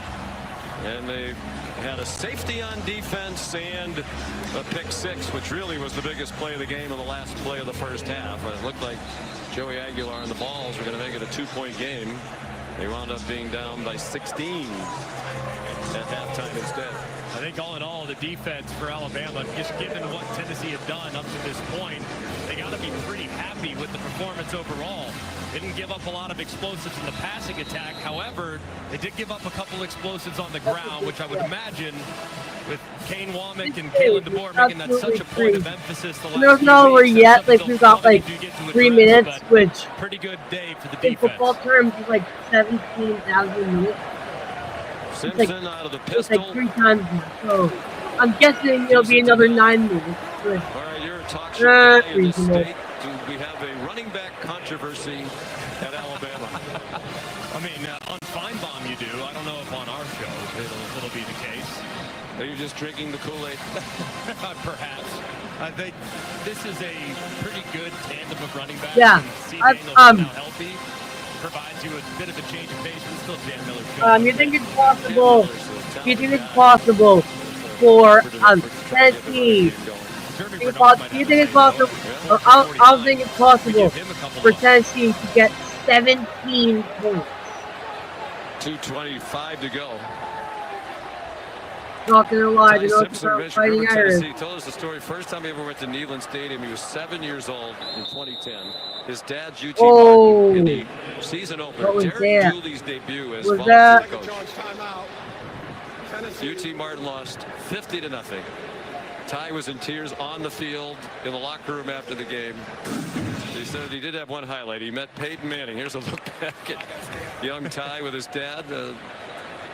Promise of good things to come when they came on the field. Didn't go so well thereafter. Yeah, he said that ironically, when he got to Alabama, Derek Dooley was on the Alabama staff. And he hated him because you were part of a terrible moment in my childhood. You beat my dad's team 50-0.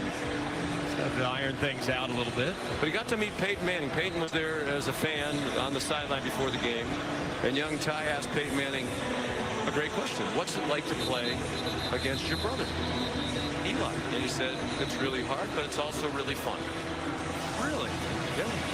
No, I'm just making it up now. Hey, we're 217 to 17 point game. Ty Simpson also told us, speaking of great quarterbacks, he wears the number 15 because he grew up idolizing Tim Tebow. Yeah, pretty cool. Tim, of course, a great quarterback in his day, and nice to pay a little homage. I know Tebow's proud of him, and they said, hey, keep rocking that 1-5. They had a chance to visit earlier this year, did Simpson and Tebow. It was a great thrill for Ty. 3rd down and 7. Play action pass by Simpson. Alabama's winning. I think Kalen DeBoer would like him to go down without taking a hit. You know what? And that is going to take it to the last Tennessee timeout. With 2:06 to go. And with Tennessee's final timeout. And the ball's out of timeouts too. These two South Dakota natives have made used to their timeouts tonight. Both teams used all 3 of them in the first half. I feel very inclined to announce it early. How good are they? Alabama will win. I feel we can announce it early. Alabama is going to win. The interception return to the house is just a 14-point swing that's almost impossible to overcome. And the fact that I think Aguilar in the second half actually played pretty well. It speaks to his mental toughness and character. But I still think it's a good football team. And if you look at them, that game against Oklahoma will be a very difficult game. Oklahoma's terrific on defense. We know the road trip to Florida, that's always a difficult game. I'm not gonna lie. It's no picnic either, but man, it's hard to envision the Vols losing on Rocky Top for a second time this season. Oh my God. Laid down punch, Boo Carter back deep. And he makes a fair catch at the 35. Here's Kevin Nagandi. Sean, after this game, plenty of action still on the ESPN family of networks right now. Florida State trailing at Stanford over on ESPN. Really good one on the SEC network. Number 16, Mizzou at Auburn. 2-minute timeout. They're tied at 17 apiece. Tigers have the ball. Back to you.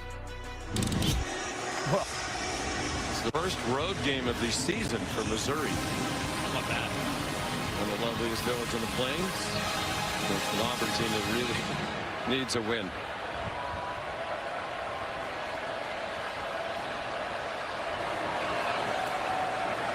Not gonna lie.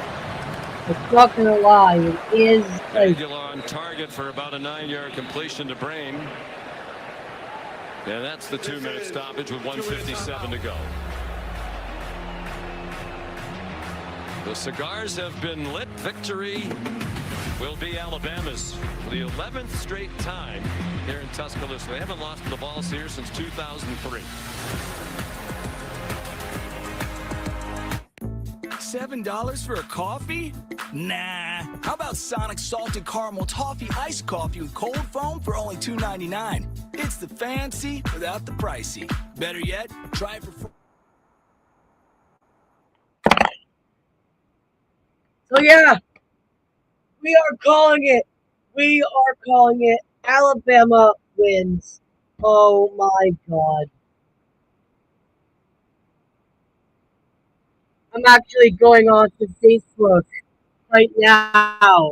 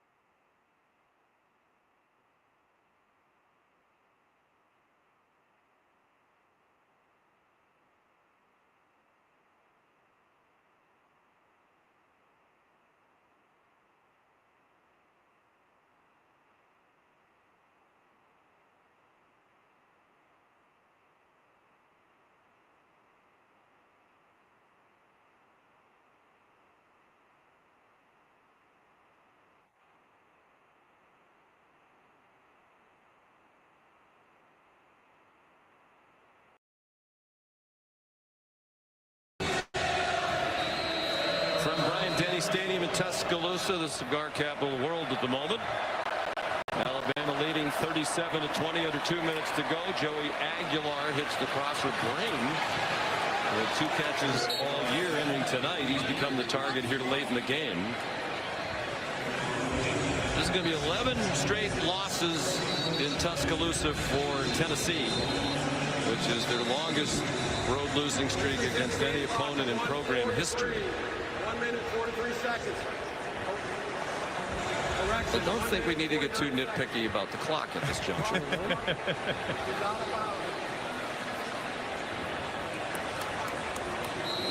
They've also, by the way, lost 10 in a row at Gainesville. So later in the year, we showed the schedule, and they're at Florida. They'll try to avoid losing 11 in a row there. Last time Tennessee won here in 2003 was a wild 5 overtime game. Casey Clausen was the quarterback. Justin Jefferson shoves Peyton Lewis out of bounds.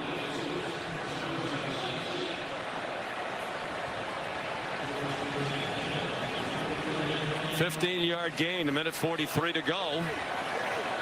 Poised to score again. That has the attention of many. Aguilar with a flag down.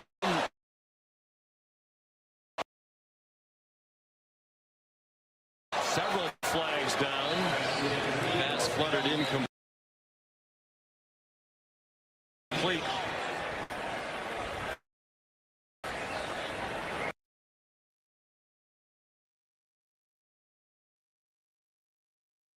Holding, defense, 10-yard penalty, automatic, first down. Justin Jefferson.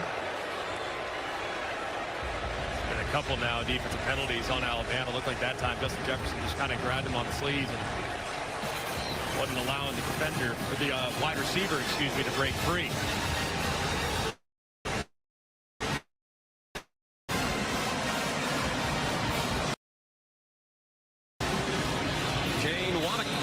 Pleased with the defensive performance. Son of a coach, his dad Dave's a long-time college football defensive coach. Still comes around quite a bit. A great resource for his son. Jackson flag down as he picked up Brazel and placed him down. This is one where you're going to look back at the end of the year. Pass interference, defense, number 1. Call for the play is an automatic first down.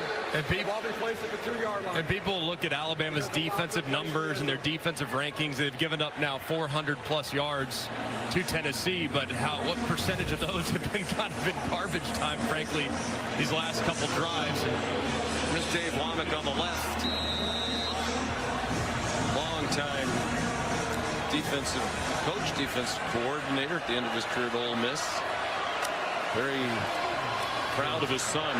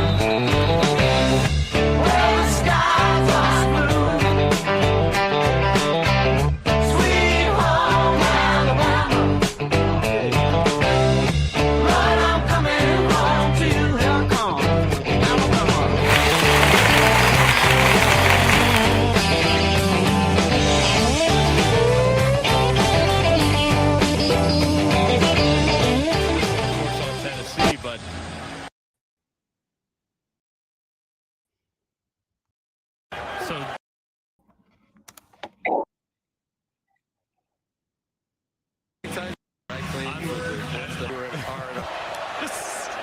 Does not get in. And the final seconds are going to tick off. Underwhelming finish. There you go. It's done. It's official. They've done it.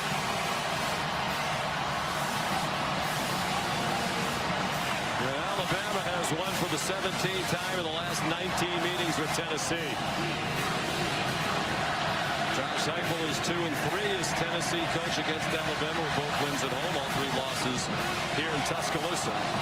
Only played here 17 times for many years. Most of the rivalry, the Alabama home games were in Birmingham. Even though they played 108 times, just 17 times here.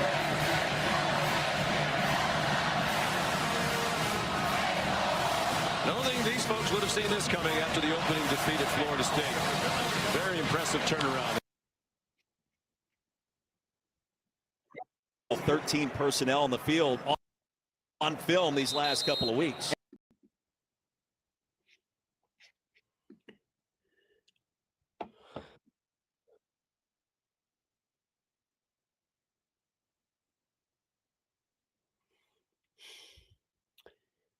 Oh my God. Yes! They did it. They actually did it. They actually did it. They actually did it.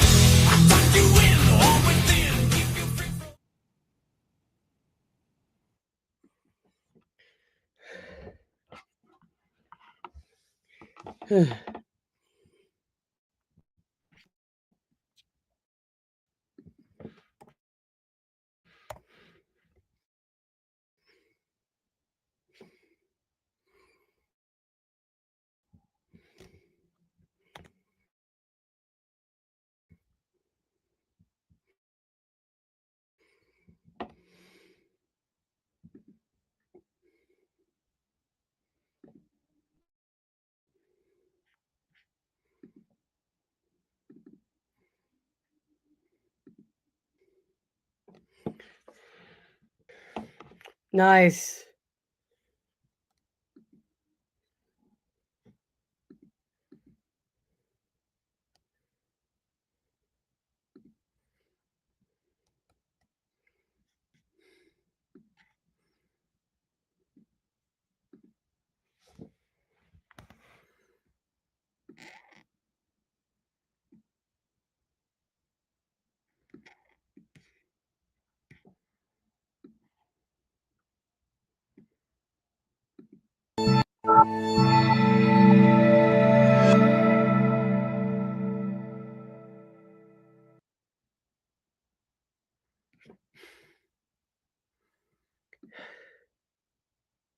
Oh my god.